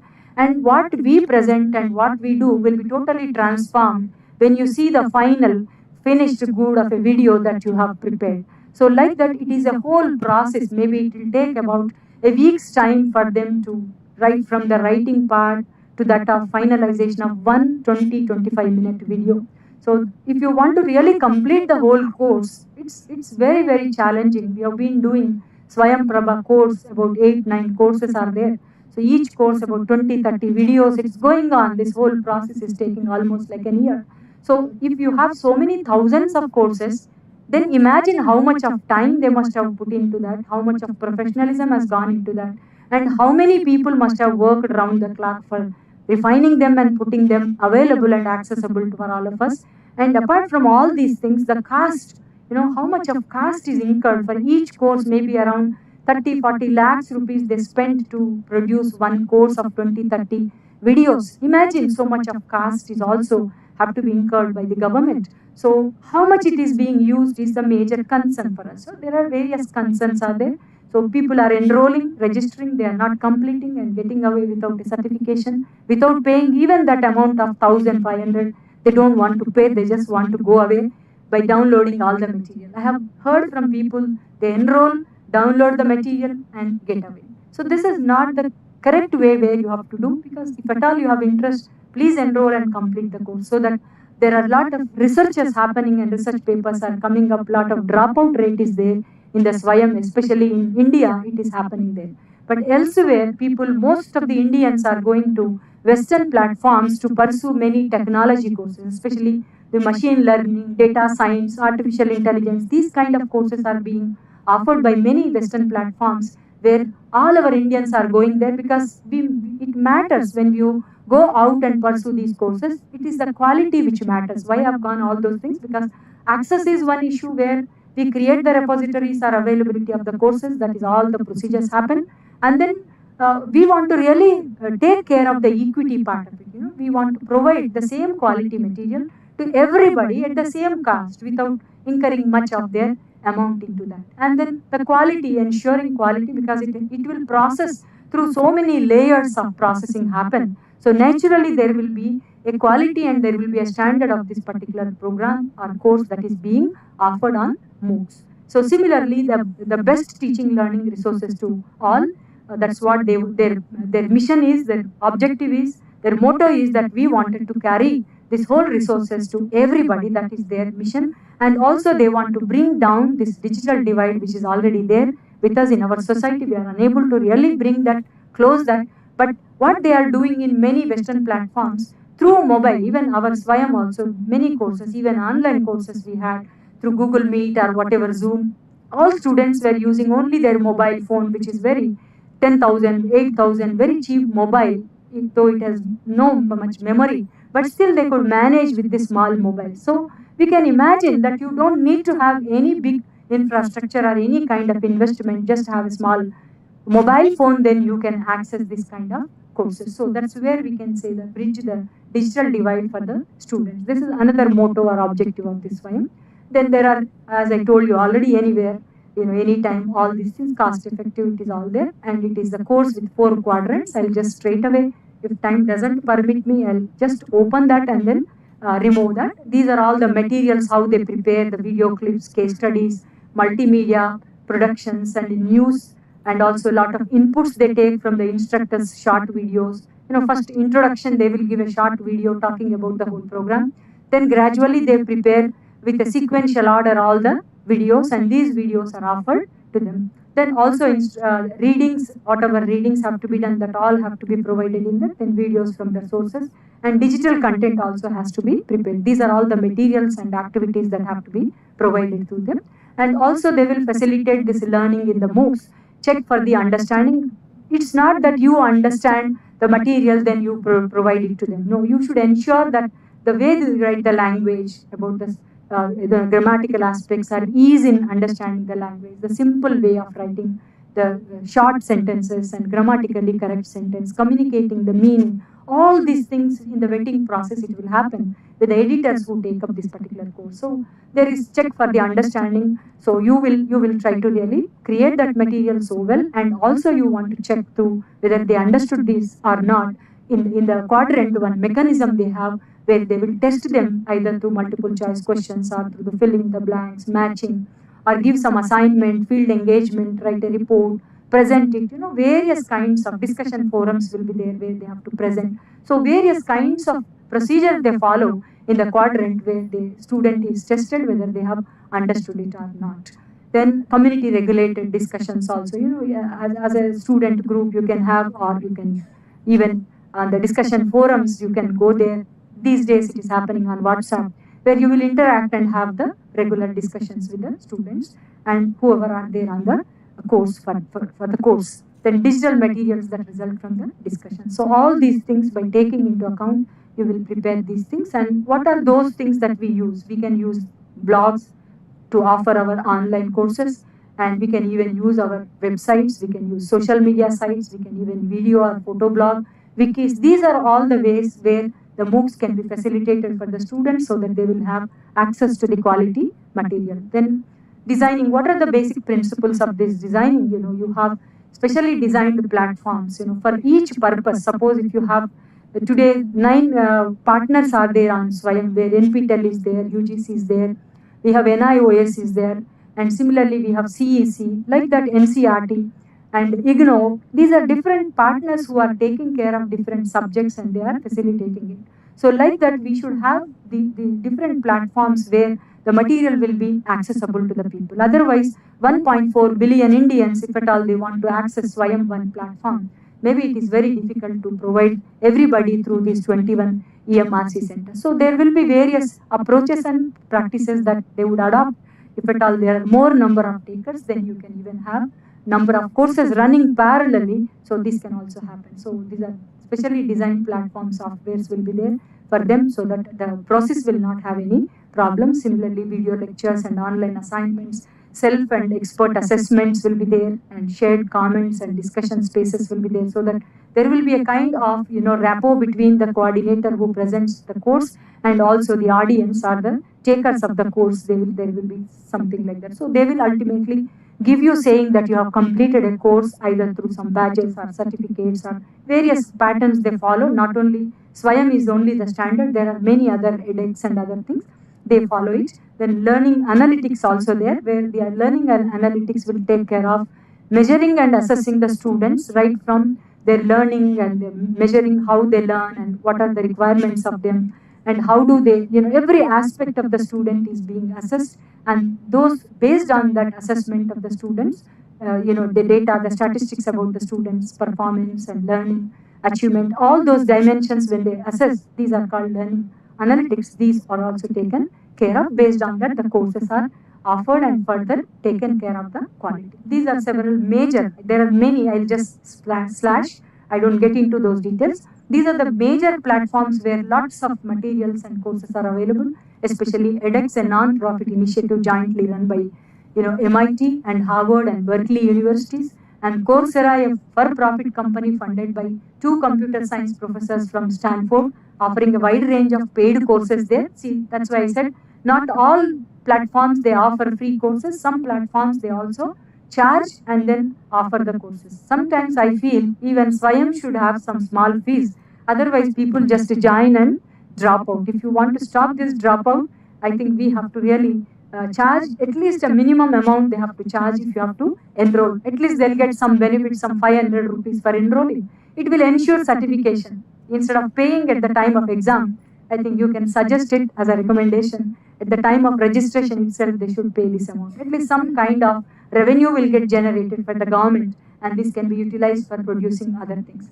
Similarly, a wide range of paid courses they offer on Coursera, and Udacity, another for-profit company funded by Stanford computer science professor again, and Khan Academy, it is ours, a non-profit organization funded by Salman Khan, a graduate of MIT and Harvard. So this is also Khan. I think most of you are aware about this Khan Academy because some of our children courses are also being run on these things like Byju's, on par with Byju's, this Khan Academy is also using. Similarly, Udemy is there for profit LMS platform. Like some of them say, not only these kind of platforms, but you should also have learning management system so that it becomes very easy for us to manage with number of students on your platform. Suppose if you have Moodle, you have.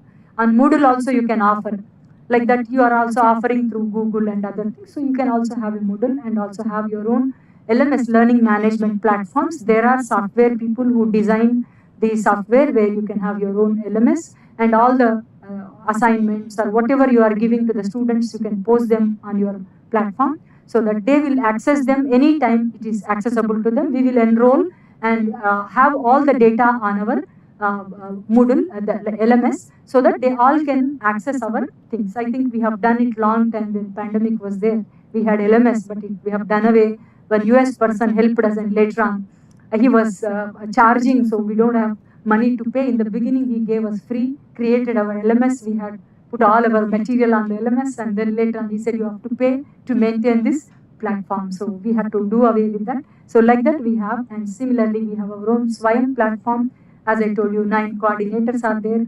These are our coordinators where you can use them for FTP. Nowadays, lot of these platforms are used even to offer the faculty development programs. Many programs are being offered on this platform so that you ensure the enrollment, you also ensure the certification that is possible through that. Then the whole background of this MOOC, I don't think I have so much of time. So another 15-20 minutes I will close. This is where you can see for free and non-available and available to anybody with the internet connection. Like I will give you the statistic. 1,60,000 students from 190 countries. They have enrolled for that. Similarly, interest in the notion of colleagues quickly started to offer their courses. So like that, many people got the chance. Even on Swayam, many teachers have got the chance to do it. In the beginning, they used to give it to the individuals where they used to have recording and everything, and then gradually the MHRD has shifted over it to the CEC and other partners. Through them, the EMRCs are doing under CEC, but otherwise they have their own studio and mechanism and setup to record these programs and courses to offer on through various partners, like as I told you, IGNOU and UGC, NCRT and NPTEL and all these people, they are doing these kind of things. Similarly, these are again providing over 20,000 courses, they are there, and about 16,500 MOOCs. They are accessible from over 950 institutions worldwide. They are available now. Some of the statistics I have taken, whether it is updated or you have to tell me, and all of you can get back and see what is the updated numbers and all those things. So like this, even Knitter is there, where it is in Madras, where they are offering teacher training courses also there through this Knitter at Madras, and these are I have already given. This is one or two slides. I have not brought all the statistics for you. They are all available on either Google you go or anywhere you go. These all statistics is available. So here you have from 16 to 21. There was one one document where I could trace out some of the statistics. Here they say Khan Academy provides courses in mathematics, physics, and all of those things. So when you see Coursera students, how many in millions it is written there, from 16 to 21, if you see the kind of magnitude with which it has increased the number of millions of students who have gone on Coursera. Similarly, edX also you can see around 42 million students have been enrolled for that. Similarly, under Udacity you have 16.95 millions of students. Can you imagine how many people are really making use of this kind of MOOCs programs? And we are not really opened this story in India much, except for few teachers and students who are enrolling for SWAYAM courses, but otherwise we are not much doing it. Similarly, 16 to 21 we can also see the courses, how many number of courses and how many universities they are offering. This is another statistic you can see. 21 you see there are 20 million students, about 19.4 thousands of courses, and similarly 950 universities. Like that you can see down the line there is less number, it is increasing. There is rampant and a phenomenal growth is there, and you can see that very encouraging kind of a statistic we can see that people are getting aware worldwide. But I think it's the time that even in India, many engineering students, I believe they are doing it. Techniques, technology people, IITs, they are all making much use of it. Even I was told Ramchandram sir, who was Vice Chancellor here earlier, he keeps doing courses continuously online through MOOCs. It's really wonderful to listen to a person, such a scholarly person, keeps on updating. That's where we can say lifelong learning. There is no end to learning. There is no end to upscaling our professionalism and expertise in our areas of study, wherever we are. So this is where I can see that there is a lot of paradigm shift happened, and there is no way we have to adopt and change ourselves and shift over and then start equipping ourselves and empowering ourselves, not wait for this course to happen in four walls and start working on those things. I believe this should happen, and I thought if time permits we will have a kind of a discussion here, but I don't think we have time for that. These are some of the drawbacks which we have. Absence, I told you in the beginning itself, I don't spend much time on this. Absence of these personal connections, or maybe the procrastination and physical presence. These all things we cannot ensure on these online courses or through MOOCs courses. Even physical abilities required for specific kinds of courses, it's very difficult, like in sciences, technology, engineering, and some skills where you may not be really able to give that kind of an experience through these online platforms. Maybe some more efforts will be made to bring into this interactive kind of courses where I think they will sit with their instruments or equipment or whatever material required. If you have that and they demonstrate and you continue to do it, kind of interactive mode courses have to be designed. I think then we can do much difference in our online courses also related to this science and other courses. Similarly, that concentrate on theoretical areas suitable for online, like if you see social sciences, arts, humanities, and these courses very comfortably you can offer through online because it is mostly lecture mode and interaction, questioning, and these kind of things we can easily do it. That's what they say, and not appropriate for courses required for physical contacts, wherever we need to really demonstrate and touch and feel and kind of things, especially medical field and all. These days, medical also they are giving only simulated, operations and surgeries and all. Maybe that may not become a limitation anymore in the future to come. Then this is another very important area in MOOCs where they are using lot of artificial intelligence in MOOCs. Not just monitoring so many thousands. Suppose if million students are there on particular platform, they enroll. Very difficult to manage, monitor, and then assess them, evaluate them, and establish the standard for that. Most of the artificial intelligence is being used for this at a massive level. They are using it to monitor them, to assess those things, to give them guidance, suggestions. Lots of things are happening by using artificial intelligence. So these are all the things. I will not get into those details of that. You can have them. Then future MOOCs and mobile education. This is what is going to happen. All of us know. We will be tailoring our learning. Maybe it would be further improved, refined in these MOOCs courses. And future MOOCs and next industrial revolution, it is where I told about 4.0 education. Now even we are going into 5.0 education. When you see 4.0 education, they were talking much about, as I told you, like TPAC, they are saying all the teachers have to equip and professional development courses should be online and technology should be invariably used for us. It is about the, when you say TPAC, it is the technology, how you use for pedagogy and content, where you have to have the knowledge, content, pedagogy and knowledge by using this technology. These are called TPAC kind of things. 4.2 has extensively discussed on this. I don't think I have brought it for you. And what makes online course, okay, I will not get into these trivial details because time is not there. Let me straight away go to, these are two things where CCKB and all. I'll just skip all this. Maybe straight away go to the 4 quadrant so that the people who have come here, maybe they wanted to look at what is that really this MOOC has to be done and how it has to be prepared. I think in the next session also, EMRC team may help you in understanding some more things about this. 2011, of course, this is all history. Again, I skip it. These are MOOC platforms, North America and United States. I'm not getting into any details, just a flash I'm giving. These are all the various platforms.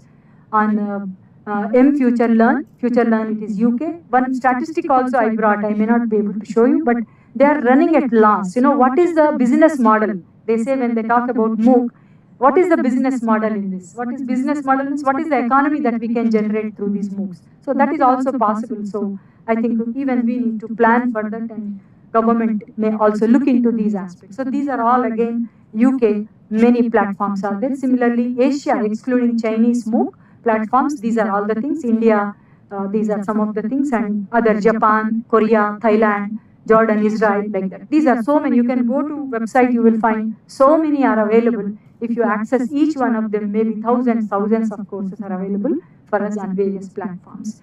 Similarly, you have some of these platforms in United States. They are offering around 4,000 courses, which boasts around 160 institution partners. These platforms, they also extend their services to universities, and they are saying when you say business model, how can it become a business model? You will have a tie-up with the universities. You say, I will offer your platform, your teachers can use our platform in offering their courses, and they have to be paid for something for use of their platform. So like this, there are negotiations happening world over. They are earning a lot of money by creating this kind of platforms. So like that, even edX, they have said 14 micro bachelor, which offer a pathway to credit, about 381 professional certificates they have given so far. Like that, lots of statistics are there.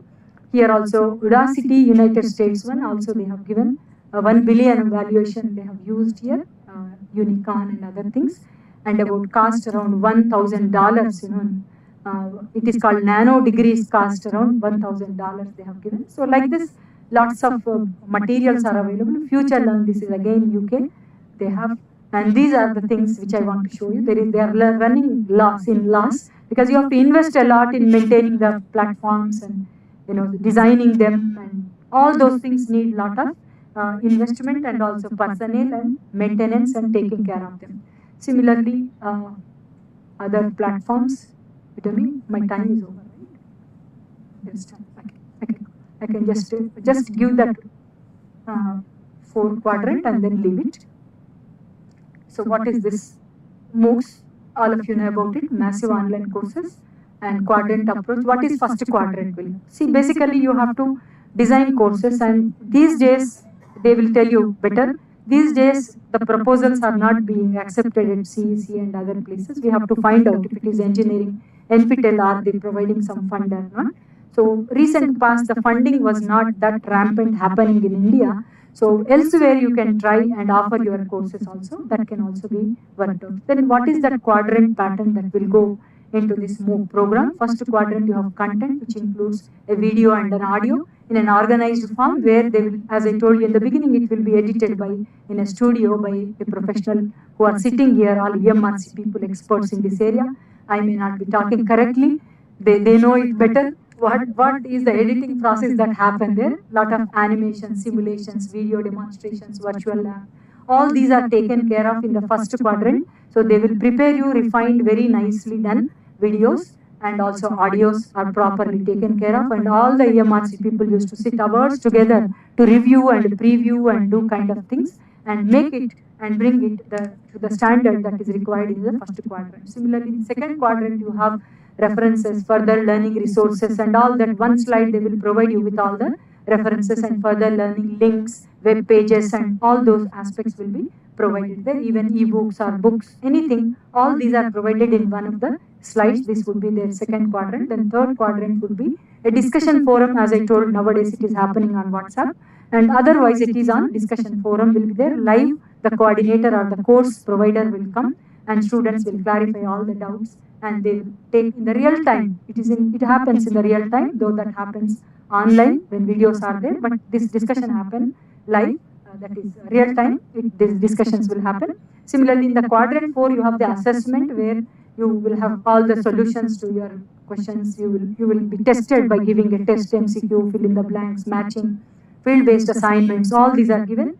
Based on your performance, you are assessed and your certification is given. So this is where credit system is there. As I told you earlier, 40% credits UGC is offering and it is allowing you to go with the online courses. Now we have ABC also. If you have more number of credits, you can put into your academic bank of credits, store them. If the number increases, you can go to some university, say, I have 100 credits or 80 credits, give me 1 year course or 2 year course, whatever you want, you can buy the courses if you have stored your credits in your academic bank of credit. So similarly, these are the role players we have. I have already told you. The host university will take care of this all, conducting and then issuing certificates, awarding. All these things will happen with the host. Suppose if EMRC is conducting this particular course online, then the Osmania University, that is EMRC, will give a certificate. Like it will be under Osmania, so Osmania certification they will get. Similarly, so many other multimedia research centers. What happens at the EMRC, just to see there, facilitates pre-pro. All of you know, you have to go. If some of you are experienced for Swayam Prabha videos, you know how difficult it would be going to the studio and then looking into that small screen prompt and reading, and then very difficult. I was really having trouble in recording that. Small prompt will be there if you want to have a prompt. If you want to have a freelance lecture, you can go there. And so many ways it is there. And in many established studios, you will have a board. There will be 3 cameras set up, 4 cameras set up, 2 cameras set up, 1 camera set up. In our Osmania EMRC, we have only 1 camera set up. So you will not have many dimensions of recording. There is a board I have seen in Norm studio. They have a whiteboard. They have a screen, and they also can display their PPT on a screen. Their live, one camera will be focusing on you physically, one camera on the board, what you write, another camera will be on the PPT which you display on the screen. So like that, various cameras will be angled to you, like in cinemas you see, in different angles. Even in cricket match you see different sides cameras are set up there. So you will have the capture of all these things. Then when you capture, these 4 cameras have to be integrated, and then finally it has to be, this all pre-production will happen. Post-production will be there, lot of editing and refining and all those things they do. Then video recording, then edit, previewing. Once you do the refining also, again a team will sit and see whether synchrony is there, lip movement is properly there or not, whether the text is synchronizing with the audio, video. So many things will be there. We don't know all those technicalities, but they see that everything is in place. So that is all will happen in the post-production. Then editing will happen, then previewing, and then after, once you are satisfied and the coordinator is satisfied and the presenter is satisfied, only then after preview, review, then it will go for the uploading at the platforms, and then they will prepare a promo. When they upload it, a 5-minute, 2-minute, 3-minute video about the course coordinator will make a video, and this video is posted on the portal. Then once people come for the enrollment, they look at your promo. If they are interested in that, then they will enroll for that and they continue with the program. So that is how the staff at EMRCs will be struggling to create such beautiful courses for you, and we just take it for granted and we don't even view it, we don't even complete it, we just drop out. Lots of things happen. So there is a lot of work behind this one video to come out into light. So we have to be really honoring and respecting their work. And course coordinators, how much they toil, I understand, because you have to call 100 times one person to give one lesson. Sometimes maybe they will be very hardcore to respond to you. then sometimes we may have to cancel them and rebook other resource persons. So these are all practical difficulties in conducting any course and preparing the course, conducting the course, and then there is also another procedure they follow it, repurpose courses and also rerun courses. I was also not aware beginning, but I came to know once they told me what is a rerun course. If a lot of demand is there, and again they will decide the course has to be again taken or launched again. That is called rerun. When you say repurpose, some changes will happen, maybe in technology. Suppose I am offering some computing languages. So in the language there may be a lot of updation happen. The whatever videos I have prepared, they are no more relevant, they are obsolete. Then you have to again improve upon and add to that. So that kind of things are called repurpose courses. So like that repurpose, rerun, all these courses they run, and they put lot of work and toiling is done, and lot of effort is put by the people at the studio, people at the portal, and so much of work goes into these preparation of the courses, and we people just take for granted and enroll, drop out. So please enroll yourself, complete the courses and give some revenue and make a business model to our Swayam portal also. Not only Swayam, but you can also go to other Western portals. So many have shown you. So anywhere you can go and complete some courses, fill up your ABCs so that you will have lot of credits. In a jama antam kada manam bank lo paisal etla jama chestam, like that you can also put lot of credits into your bank, and this bank will help you in getting many more certificates from various universities. If you go for a standard university like MIT and other universities, I think you will get a better quality degree and people will also respect you. But at the same time, you have some limitations when you go for a job market. When you do online courses, people may not really accept that degree on par with the regular degree or formal degree. There will be problems, but still, if you prove yourself, like in software areas where they don't look at your certificate, they look at your performance. So in that case, if you learn thoroughly through these online courses, any platform you go, any university you go, and that would really fetch you some credits, and the employer will really see your skills and knowledge and what is the capability that you have. So these potentials will help you really get some upscale in your employment or maybe employment. All these things will happen. So I think I should stop here and take one or two questions if you have. If I can answer, I will answer. If I cannot answer, I will say thank you. So please let me know if at all any questions are there. These are all proposal how to write. This I cannot speak in this forum. You need a specialized, what I can say, session with the experts at the EMRCs or anywhere you can go, sit with them. They will help you to open that application and who are eligible for that. Everybody cannot offer a course. You should have some eligibility criteria. Should be a PhD, should have at least 5 years of experience working in some government organization, because there is money is there. So if you go away with the money, who will be responsible? And if you don't take up seriously, who will be responsible? So these all matter. So there are mandates for taking up these particular courses to offer through these online platforms. So there is criteria. So they follow the criteria for allotting the courses. So all these things will happen there, right?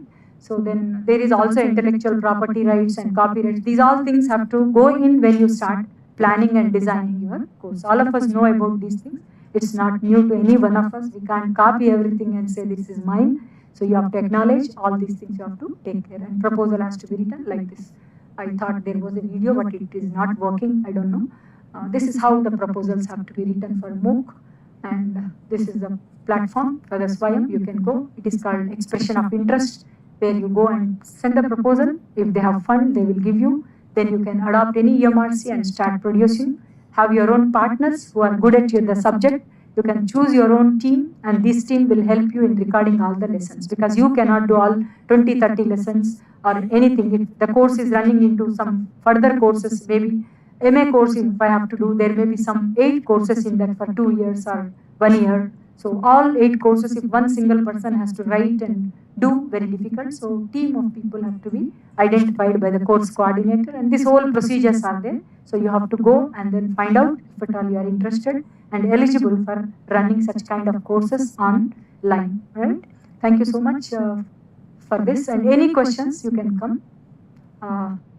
These are the Swayam Prabha channels also I brought for you, 1 to 12 school. And anybody can go, NPTEL, IGNO, Teacher Education, IIT, CEC. So all these places you can go. So many 34 DTH channels are there. Swayam Prabha videos are available. You can use this material, even our education videos, engineering videos, science videos, social science, humanities. All videos are available. You can use this DTH channels. So I think this is that.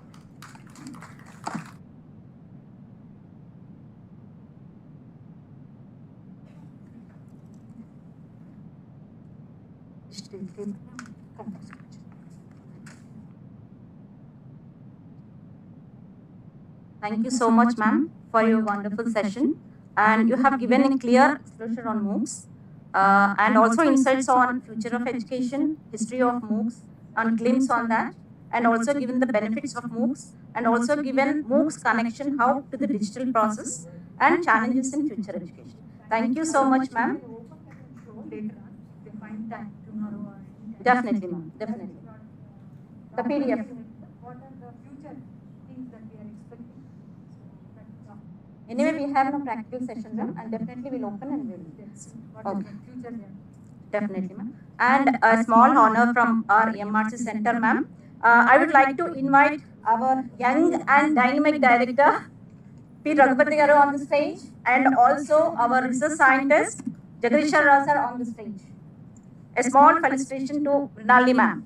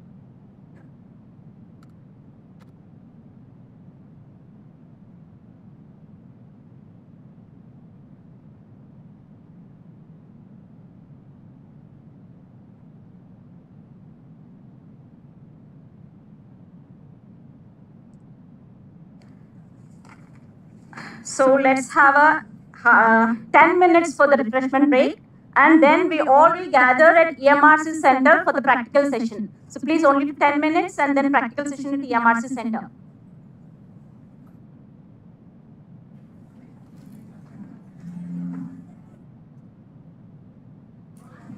Thank you. Tarvata నాకు పంపించు.